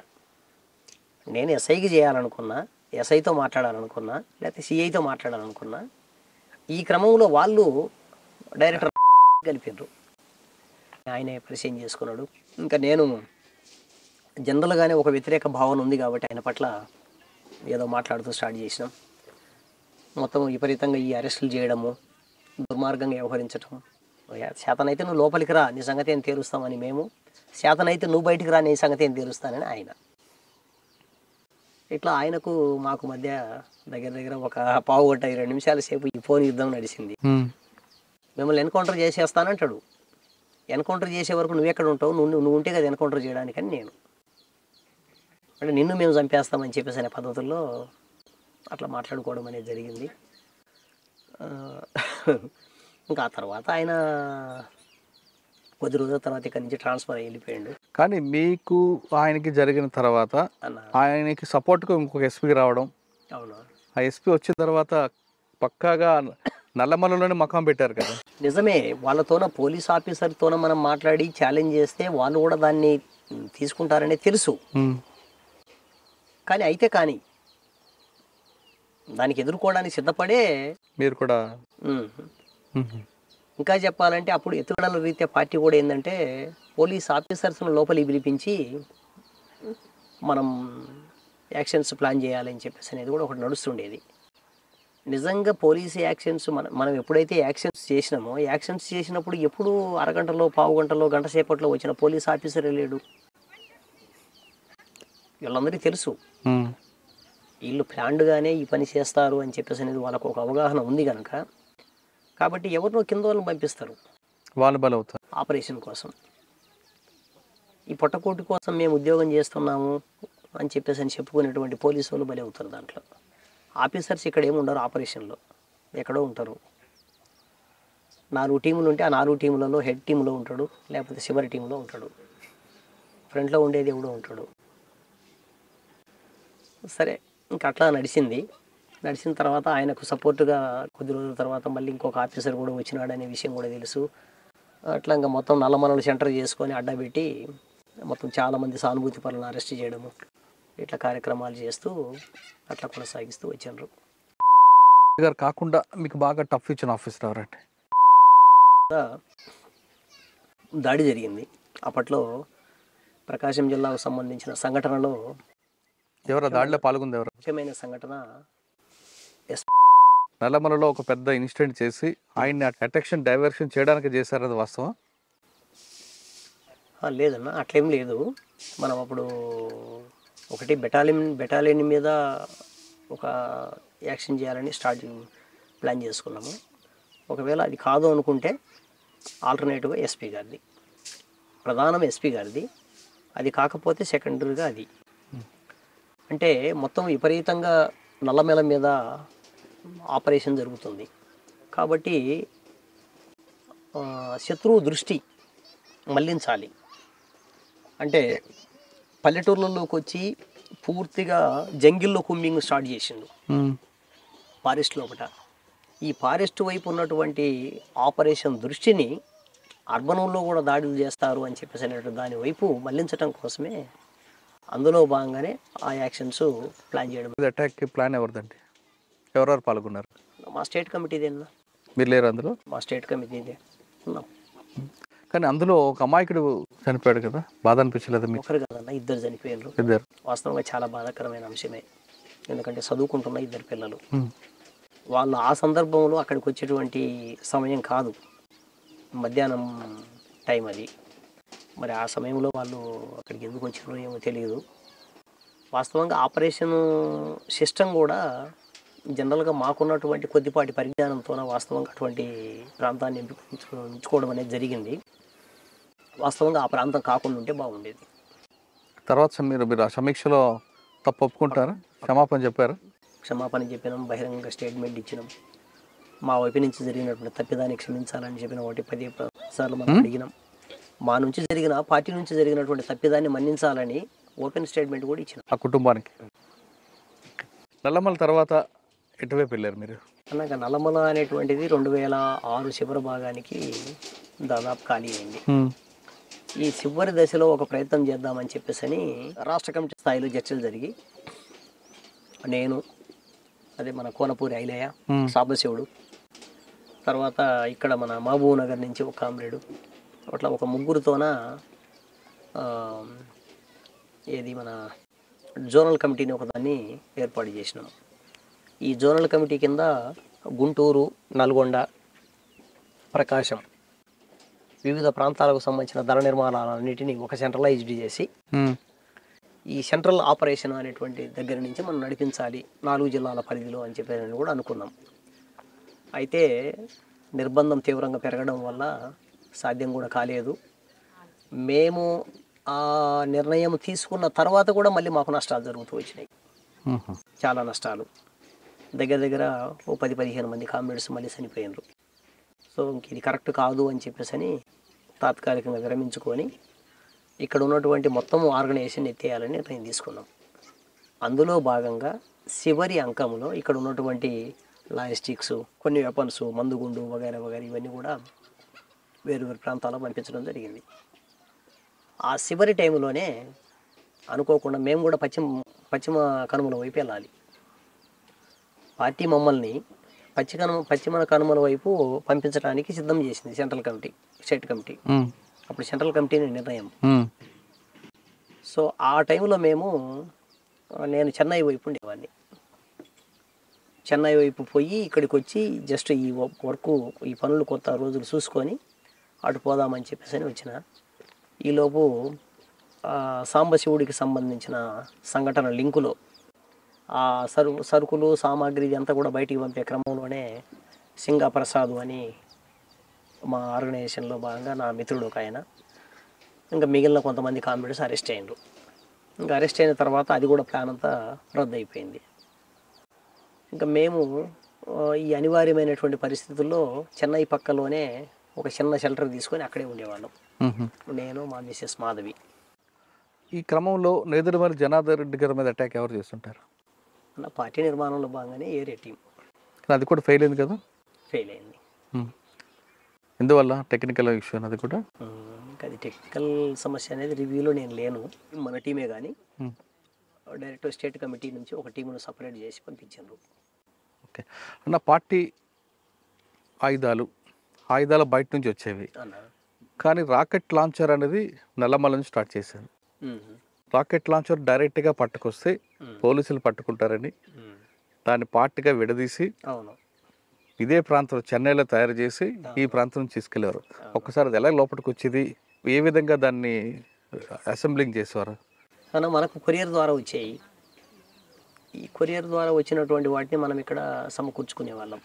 ఇక్కడ గిద్దలూరు కానీ ఖమ్మం కానీ మనకు కొరియర్ ద్వారా వచ్చాయి. అప్పుడు కొరియర్ ద్వారా రావడం అనేటువంటిది నార్మల్గా ఈ ఆటోమొబైల్స్కు సంబంధించిన సామాన్లు కూడా వేరు వేరు ప్రాంతాల నుంచి వస్తూ ఉంటాయి. SRMT, Kranti transports. కాబట్టి ప్రత్యేకమైనటువంటి నిఘా, దాని మీద ప్రత్యేకమైనటువంటి చెకింగ్ అటువంటివి ఉండేవి కాదు. మన వాళ్ళు అక్కడ తయారు చేసి వాటిని చిన్న చిన్న ముక్కలు చేసి పార్ట్స్గా పంపించేవాళ్ళు ఇక్కడికి. మనం ఇక్కడ రిసీవ్ చేసుకొని మన వెహికల్స్ ద్వారా మనం బయటకు తీసుకొని రూరల్. అంటే నల్లమల లోపలికి ఎలాగొచ్చేవి? ఎక్కువ ఏ దారి ఎంచుకునేవారు? నల్లమల అంటే మన గిద్దలూరు నుంచి దిగోమెట రూటు ఒకటి ఉంది. దిగోమెట నుంచి డైరెక్ట్ గుళ్ళ బ్రహ్మేశ్వర మఠం అని చెప్పేసి లోపల ఉంటుంది, జీపీఎం అంటారు. ఇంకా అదంతా కూడా కంప్లీట్గా ఫారెస్ట్, ఓకే, పెద్ద ఫారెస్ట్ లోపల. అంటే ఇక్కడ నుంచి ఒక 40 కిలోమీటర్ల లోపటి భాగం. మొత్తం ఇదంతా కలిపితే 80 కిలోమీటర్లన్న. నల్లమలకు సంబంధించిన వెడల్పు 80 కిలోమీటర్ల విస్తీర్ణం. ఇంకా చెప్పాలంటే 90-95 వరకు వేసుకోవచ్చు. కర్నూలు మహబూబ్నగర్ వరకు. మహబూబ్ నగర్ నట పక్కన పెడితే మీరు మహబూబ్ నగర్ లెక్కేసినా, కర్నూలు టు ప్రకాశం లెక్కేసినా, ఇట్లా దీని మధ్యన ఉన్నటువంటి విస్తీర్ణం 90 కిలోమీటర్లు. 90 కిలోమీటర్లు. ఈ 90 కిలోమీటర్లలో 45 కిలోమీటర్లు కర్నూలు, 45 కిలోమీటర్లు ప్రకాశం. ఓకే. ఈ 40 కిలోమీటర్లు లోపలి భాగం ఏదైతే ఉందో అది జీపీఎం, గుళ్ళ బ్రహ్మేశ్వర మఠం. దగ్గర దగ్గర 36 కిలోమీటర్ల పైసలకు వస్తుంది దిగుమెట దగ్గర నుంచి లోపలికి వెళ్ళడానికి. మనం అక్కడ ఒక రకంగా చెప్పాలంటే ఫారెస్ట్ డిపార్ట్మెంట్లో మన మిత్రులు ఉండేవాళ్ళు ఆ రోజుల్లో. ఎందుకంటే వాళ్ళంతా కూడా ఫారెస్ట్లోనే పనిచేసేవాళ్ళు. తర్వాత బ్యాంబు కటింగ్ నడుస్తూ ఉండేది. బ్యాంబు కటింగ్ నడుస్తున్నప్పుడు కాంట్రాక్టర్లు అంతా కూడా వెహికల్స్ పంపిస్తూ ఉండేటోళ్ళు లోపలికి. కాబట్టి మనకు డిపార్ట్మెంట్ నుంచి సహకారం ఉండేది, అట్లాగే కాంట్రాక్టర్ల నుంచి మనకు సహకారం ఉండేది.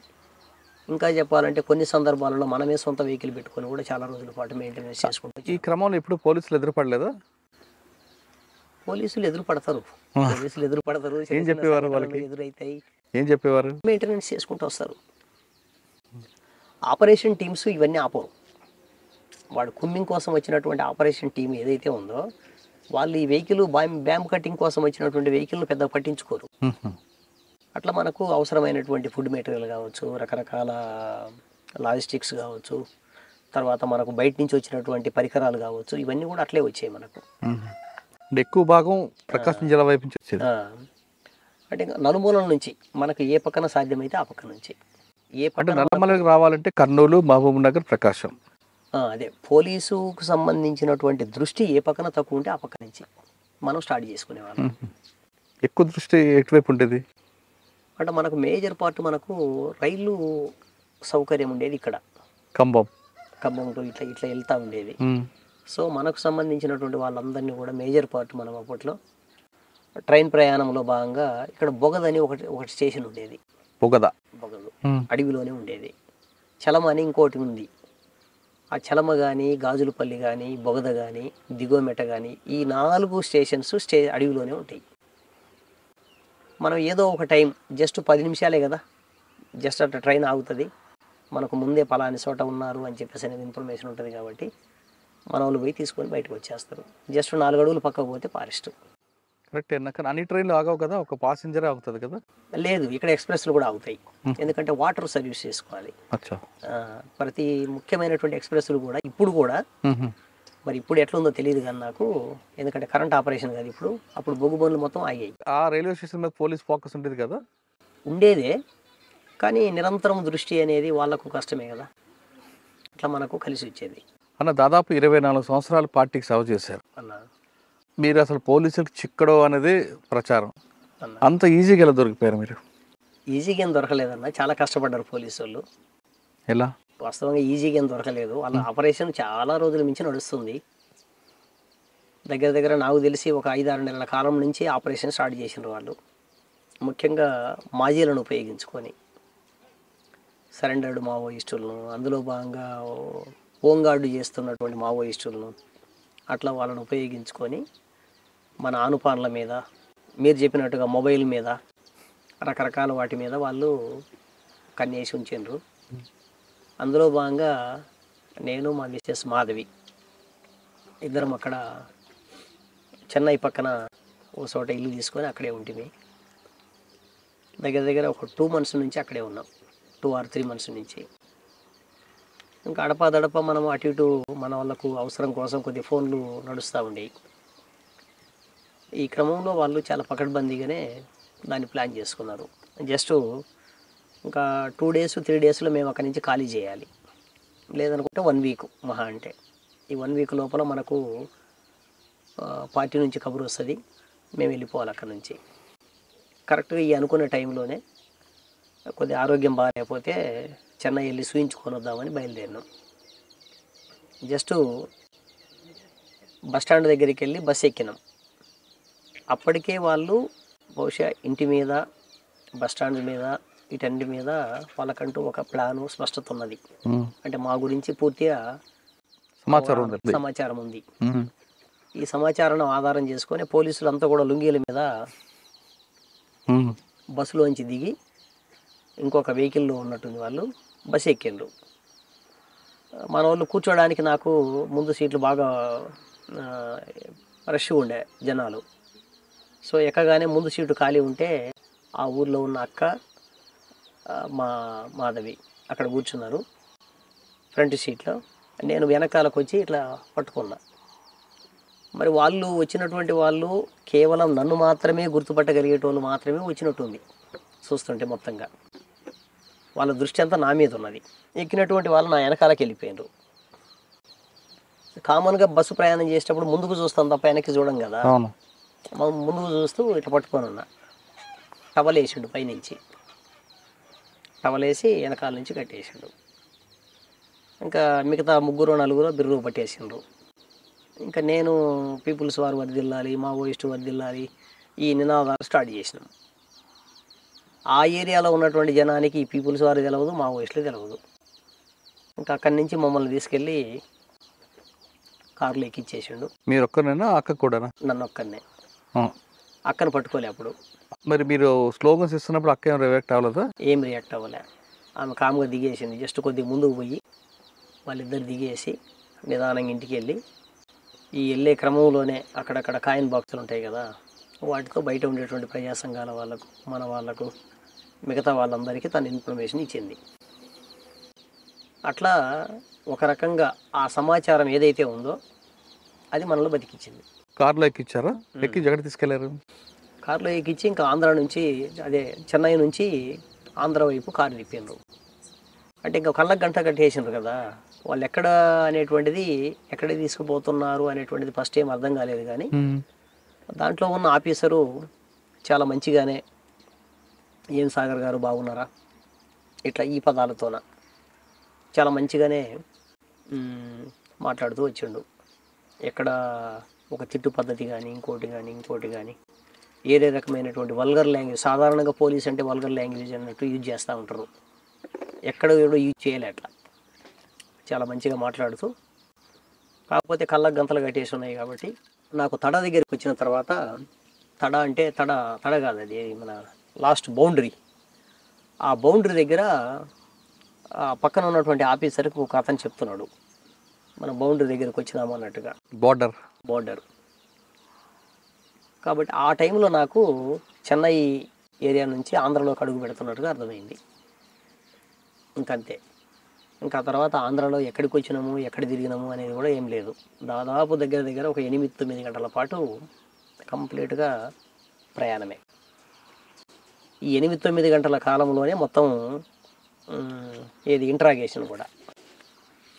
వాళ్ళకి ఏం సమాచారం కావాలనుకున్నారో ఆ సమాచారం, ప్రధానమైన సమాచారం, దాని మీదనే గుచ్చి అడగడం. ముఖ్యంగా సాంబశివుడి గురించి అడగడం, మేము దాచిపెట్టిన ఆయుధాల గురించి అడగడం, లేకపోతే మందుగుడ్డు గురించి అడగడం, ఇంకా మాకు సంబంధించిన ముఖ్యమైన కార్యకర్తలు ఇంకెవరెవరు ఉన్నారు, ఎక్కడెక్కడ ఉన్నారు, దీనికి సంబంధించినటువంటి దాని గురించి అడగడం.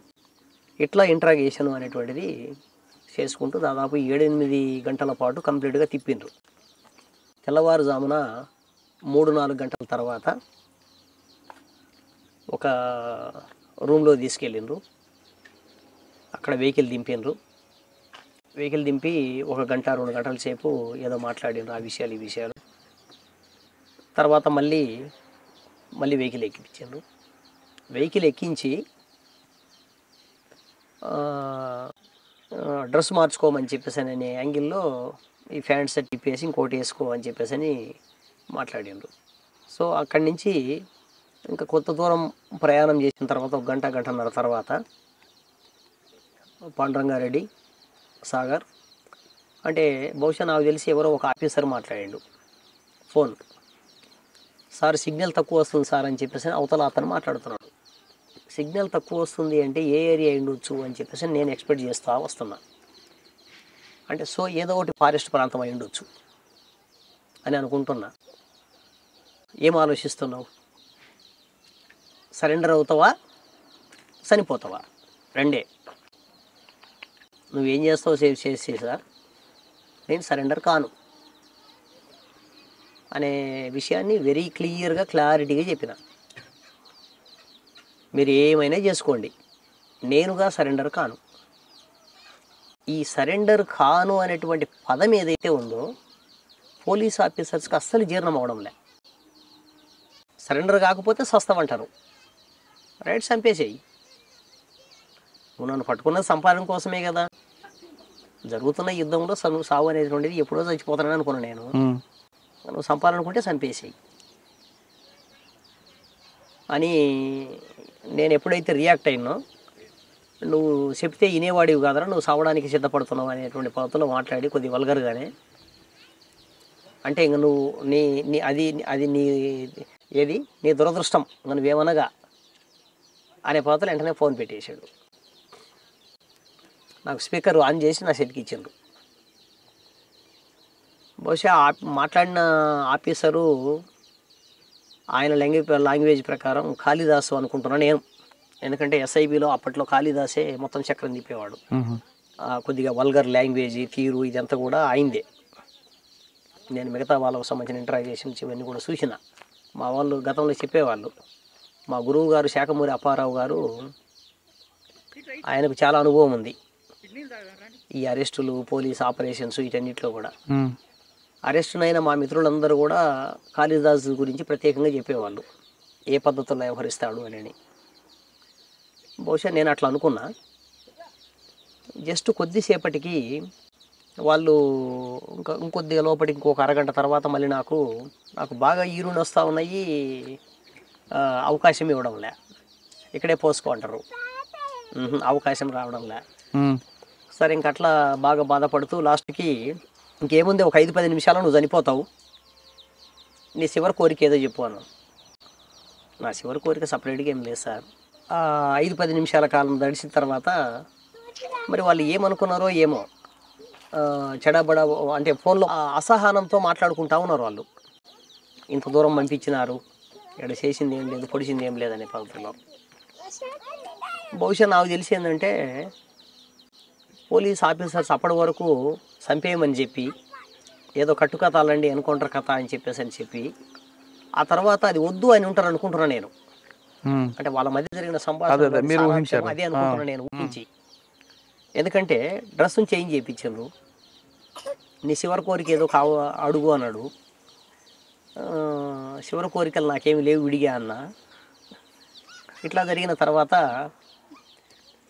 ఇంకా తర్వాత వాళ్ళు మాట్లాడుకున్నారు. ఆ సిగ్నల్ కూడా కరెక్ట్ రావడం లేదంటున్నారు. అక్కడి నుంచి మళ్ళీ తిరిగి కారు టర్న్ అయింది. కారు టర్న్ అయిన కొద్దిసేపటికి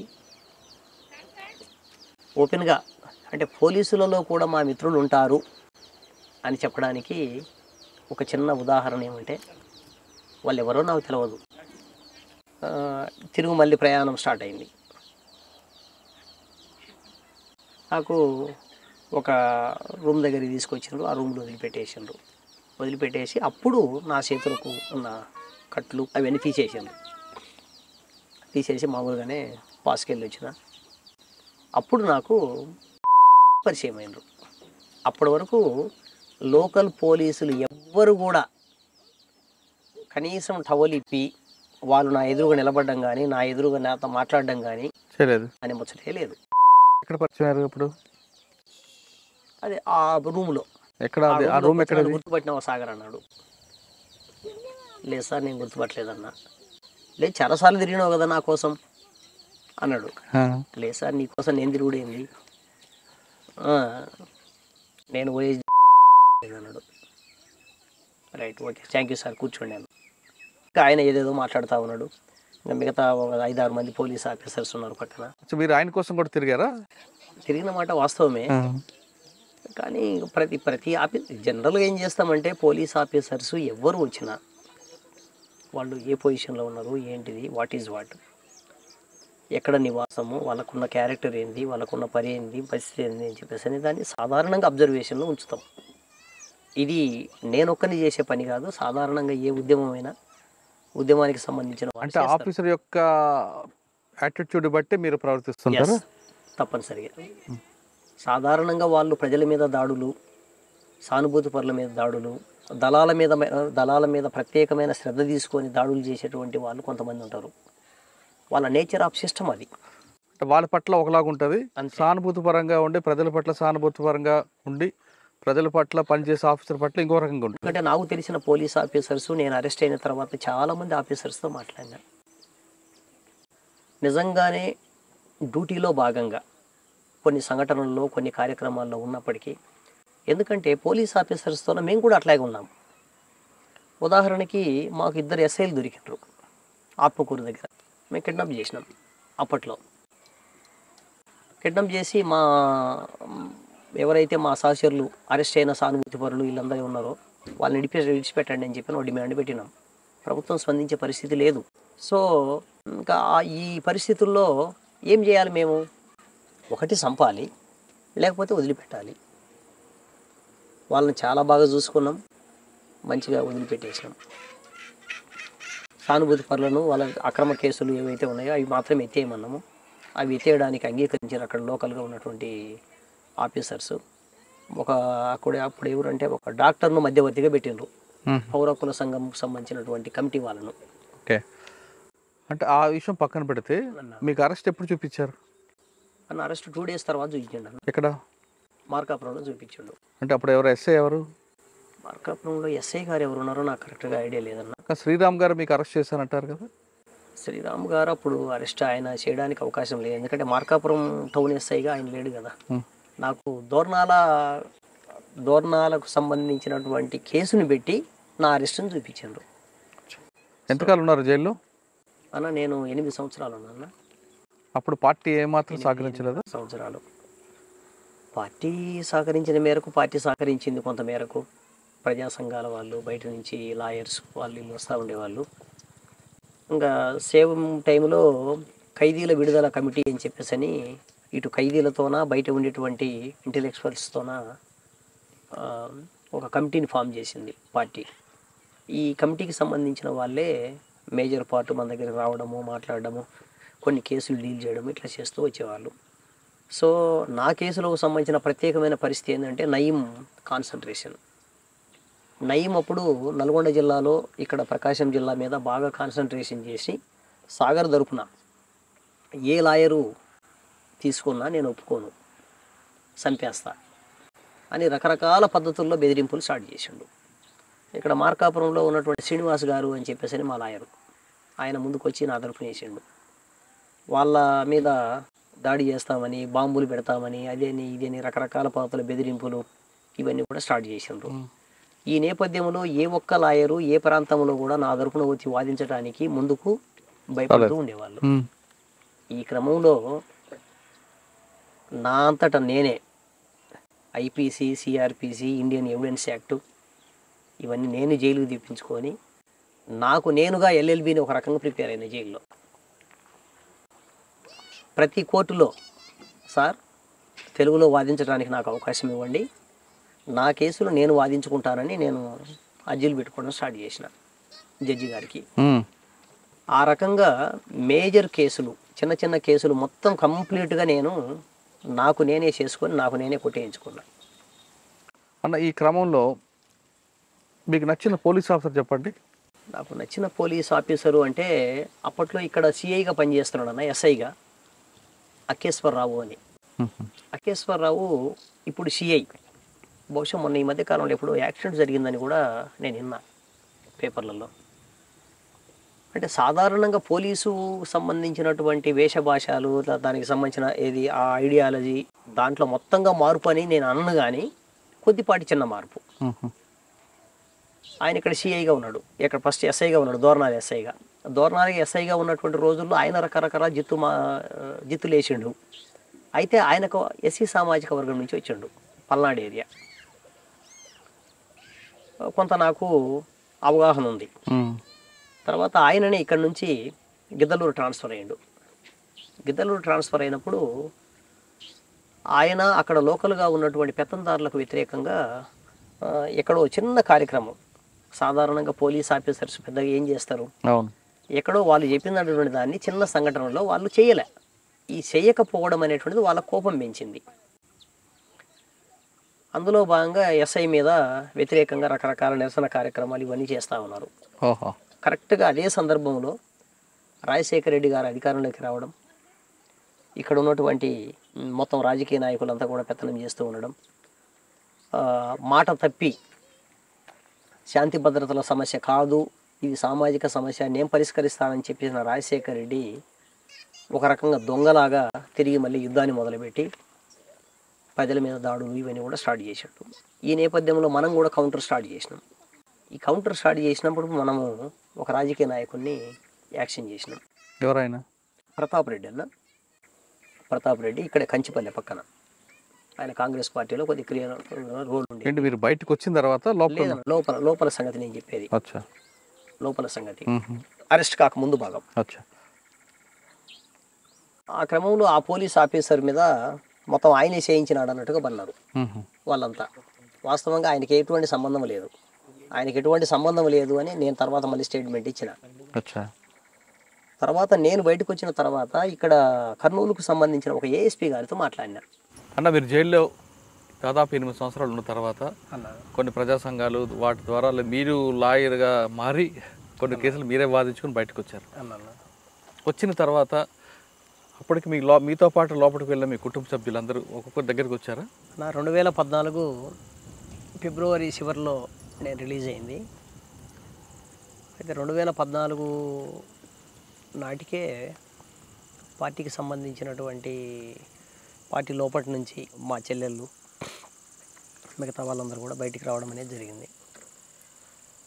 వాస్తవంగా మార్చి నాటికి జనవరి నాటికే వచ్చేసిండ్రు. నవంబర్ డిసెంబర్లోనే స్టార్ట్ అయ్యి బయటకు వచ్చేసిండ్రు. ఇంకా జనవరిలో కొంతమంది పోలీస్ ఆఫీసర్స్తోన వీళ్ళతో కూడా మన వాళ్ళు మాట్లాడిండ్రు. అప్పటి వరకు కంటిన్యూగా నా మీద కేసులు పెడుతూ వచ్చారు. కేసులు కొన్ని కొట్టేసినారు అంటే మళ్ళీ ఇంకొక కేసు మళ్ళీ స్టార్ట్ చేస్తారు. అట్లా వాళ్ళు ఒక తప్పుడు కన్ఫెషన్ స్టేట్మెంటు, మధ్యవర్తి నామా అని చెప్పేసి దాంట్లో దగ్గర ఒక 120-130 కేసులు రాసుకొని సంఘటనలు, వీటన్నిటిలో సాగర్ ఉన్నాడు అని చెప్పేసి దాన్ని చూపించగలరు. ఒకవేళ అటువంటిది ఆ కన్ఫెషన్ స్టేట్మెంట్ లేకపోయినా కూడా ఇంకొక దాన్ని ఎక్కడో సృష్టించి ఎవడో చెప్పినాడు అని చెప్పేసి ఒకదాన్ని మళ్ళీ లింకు చేసి, అంటే దీనికి ఒక చిన్న ఉదాహరణ ఏమంటే, డిఎస్పి గారు నాతోన సమావేశం వేసిండు. ఆయన ఏం చేసిండు అంటే, జైల్లో నేనున్న కాలంలోనే చివరి దశలో ఆయన నాతో మాట్లాడాలనుకున్నాడు. ఎందుకో పిలిపించిండు, వెళ్ళినాం ఎస్కట్టుతోనే తీసుకెళ్ళిన రాడికి. సాగర్ 7 సంవత్సరాల కాలం గడిచిపోయింది, జైలు జీవితం. నిన్ను చంపాలనుకుంటే అప్పట్లోనే చంపేటోళ్ళం. సరే, ఆ రోజు ఉన్నటువంటి ఉద్యమ పరిస్థితి, సావులు బతుకులు అనేటువంటి, ఇప్పటికైనా నువ్వేం ఆలోచిస్తున్నావు? ఏం లేదు సార్, మీరు ఏదో కేసులు పెడతా ఉన్నారు, నడుస్తూ ఉంది అంటే జైలు జీవితంలో నీకేం పెద్ద బాధ అనిపించడం లేదా? జైలు జీవితం వాస్తవంగా ప్రజల మధ్య లేకుండా చేయడం అనేటువంటిది పెద్ద బాధే.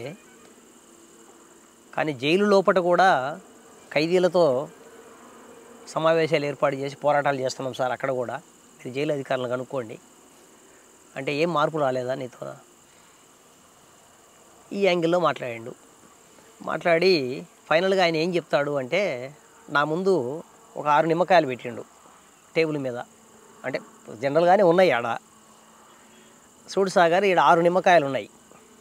కాదు 60 నిమ్మకాయలంట. కాదు అనేవాడు ఎవడన్నా చెప్పగలడా? అంటే ఈ సమాజంలో పోలీస్ చెప్పిందే వేదం. ఆఫీసర్గా నేను ఏం ఫైనల్ చేస్తే, ఏం ఆర్డర్ ఇస్తే అదే కింద వాళ్ళు అమలు జరుపుతారు. ఓకే,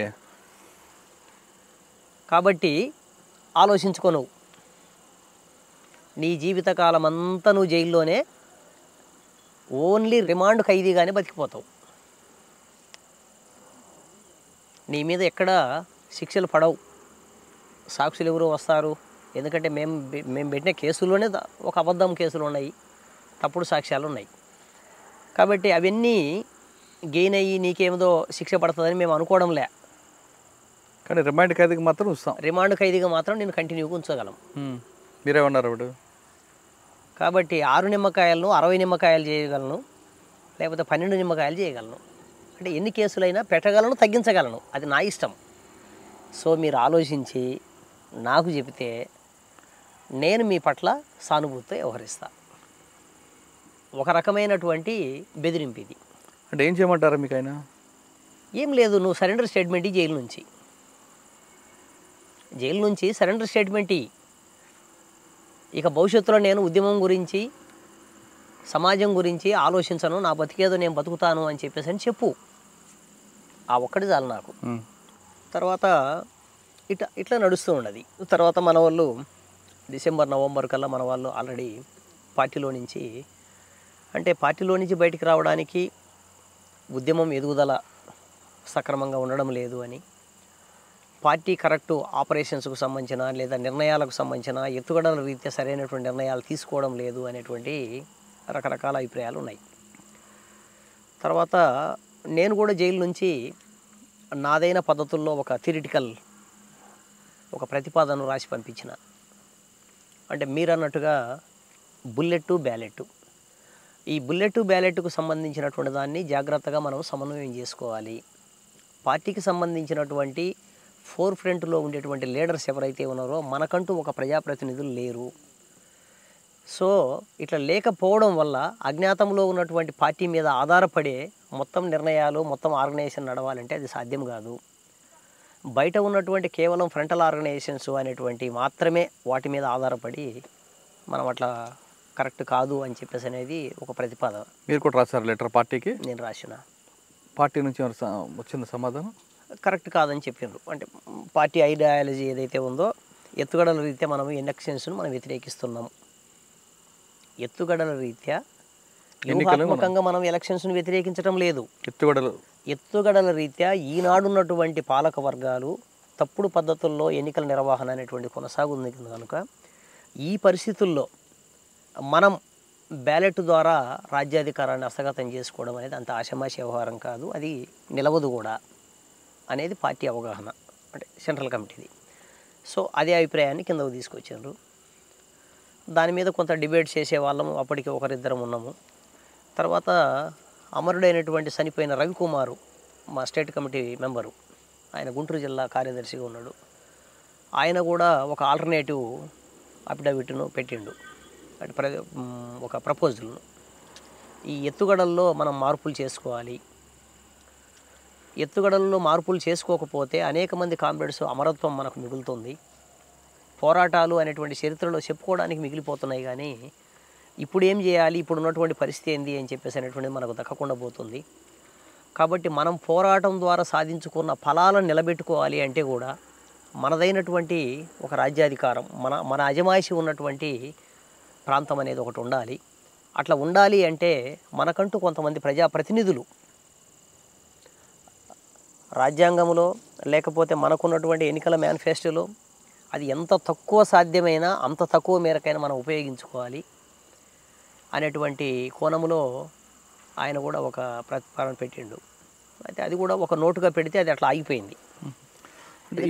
క్రమంలో మీరు బయటకు వచ్చారు అన్న, బయట నుంచి లోపల నుంచి ఉన్న చెల్లెళ్ళు ముగ్గురు వచ్చారు. కలిసినప్పుడు ఆ ఫీలింగ్స్ ఏంటండి? ఎప్పుడో 25 సంవత్సరాల తర్వాత కలిసి, అంటే ఒక 20 సంవత్సరాల సుదీర్ఘమైనటువంటి కాలం తర్వాత, అంటే ఒక 12-13 సంవత్సరాల తర్వాత అనేక రకాల ఎదురుమదురు సంఘటనలు జరిగి, ఎన్కౌంటర్లు జరిగి, ఎంట్రుకవాసి తేడాతోన తప్పించుకున్నటువంటి సంఘటనలు. ఎందుకంటే జైల్లో నుంచి పేపర్లు చూస్తూ ఉండేవాళ్ళము, మనకు పేపర్లలో కూడా మనకు వచ్చినటువంటి మన వార్తలు ఏమనంటే మా కటింగ్ చేసి పంపేవాళ్ళు. మేము ఆ కటింగ్ చేసి పంపినటువంటి దీన్ని కూడా మళ్ళీ దొంగతనంగా ఎక్కడో అన్వేషణ చేసి సంపాదించుకోవాలి. నక్సలైట్ వార్తలు ఏవి కూడా మాకు అందరూ సెన్సార్ అవుతుంది. మీరు జైల్లోంచి బయటకు వచ్చిన తర్వాత అప్పుడు అమ్మ నాన్న మీ బాల్యం అంత గుర్తుకొచ్చిందా అన్న? సాధారణంగానే గుర్తుకొస్తుంది కదా, అంటే మానవ అతీతులమేం కాదు కదా. గుర్తుకొచ్చినా ఏ లక్ష్యంతో వెళ్ళామో ఆ లక్ష్యం సాధించామని అనిపించిందా? లేదు ఇంతకాలం దూరం అయ్యాం కుటుంబ బంధాలకి, లక్ష్య సాధనలో మనం సంతృప్తి చెందాం అనిపించిందా? లేదు మనం ఇంతమంది విడిపోయాము కానీ మన లక్ష్యం సాధించలేకపోయాము అనే భావనలో వచ్చారా? వాస్తవంగా దీంట్లో 2 అంశాలు ఉన్నాయి. ఒక పక్కన ఇందాక నేను చెప్పినట్టే కొన్ని పదుల సంఖ్యలో అమరులైనటువంటి నేపథ్యం. చాలామందిని మేము రిక్రూట్ చేసి పార్టీలోకి తీసుకొచ్చి వాళ్ళతోట తుపాకీ ట్రైనింగ్ల దగ్గర నుంచి రాజకీయ క్లాసుల వరకు అనేకం చెప్పుకుంటూ వచ్చినటువంటి వాళ్ళం. చాలామంది వాళ్ళందరూ అమరులైనరు, వాళ్ళ తల్లిదండ్రులకు వాళ్ళు దూరం అయినరు. కాబట్టి ఆ విషయాలు గుర్తుకొస్తే చాలా మనసుకు బాధ అనిపిస్తుంది. అంటే మీరు అందరు కలిసారని ఆనందం టైంలో కన్నా మన కుటుంబం అంటే మన అనుకునేటువంటి కుటుంబంలో నుంచి 1-2 సంఘటనలు, ఒక పక్కన అమ్మ, ఇంకో పక్కన మా సహచరి లక్ష్మి, అట్లాగే మా బావ జీవన్, ఇలా ముగ్గురిని మేము కోల్పోయినాం. ఇది మన కుటుంబం నుంచి ప్రత్యక్షంగా జరిగినటువంటి నష్టం. అవును. దీంతోపాటు ఇంకా మనకు బాగా అవినాభావ సంబంధంలో ఉన్నటువంటి మా గురువులు లాంటి వాళ్ళు శాఖమూరి అప్పారావు గారు కావచ్చు. ఎందుకంటే శాఖమూరి అప్పారావు అన్న అనుక్షణం మాతో పాటు ఉండి ఉద్యమాన్ని నడిపించిన వ్యక్తి. మా కంపెనీలో ఆయన నిరంతరం మాతోనే ఉండేవాడు రాష్ట్ర కమిటీ నుంచి. అట్లా ఆయన జైలు నుంచి బయటకు వచ్చిన దగ్గర నుంచి బహుశా కంటిన్యూగా చివరి వరకు కూడా మాతో పాటు ఉన్నటువంటి వ్యక్తి. ఆయన అమరత్వం, ఆయనతో పాటు ఇంకా అనేక మంది నాయకులు, ఇవన్నీ గుర్తుకొచ్చాయి. ఈ నేపథ్యంలో మన కుటుంబం కలవడం అనేది ఒక రకంగా అదృష్టం, ఒక రకంగా ఒక సంతోషకరమైన అంశమే. ఎందుకంటే ఆ సంతోషకర సంఘటనలు, ఈ విషాదమైనటువంటి నేపథ్యంలో ఒక సంతోషం, ఆ మధుర క్షణాలు కొన్ని రోజులు ఉంటాయి. తర్వాత మీరు సాధారణ జీవితం కొనసాగిస్తున్నారు. మీరు చెల్లెలు, మీ బావలు అందరూ కలిపి ఉమ్మడి కుటుంబం ఏ విధంగా ఏ లక్ష్యం కోసం అయితే అడవిలోకి వెళ్ళారో ఆ లక్ష్య సాధించుతూ బయటకు వచ్చి కష్టాలు నష్టాలు ఎదుర్కొంటూ తిరిగి చెల్లా చెదురు కాకుండా ఒక ఉమ్మడి కుటుంబ వ్యవస్థని మీరు నడుపుకుంటున్నారు. అవునన్నా. ఇది ఈ వారం పాండురంగారెడ్డి అలియాస్ ప్రతాప్ గారితో చిరుజంటిరు. వచ్చే వారం మరో గెస్ట్తో మళ్ళీ కలుద్దాం. అంతవరకు నమస్తే.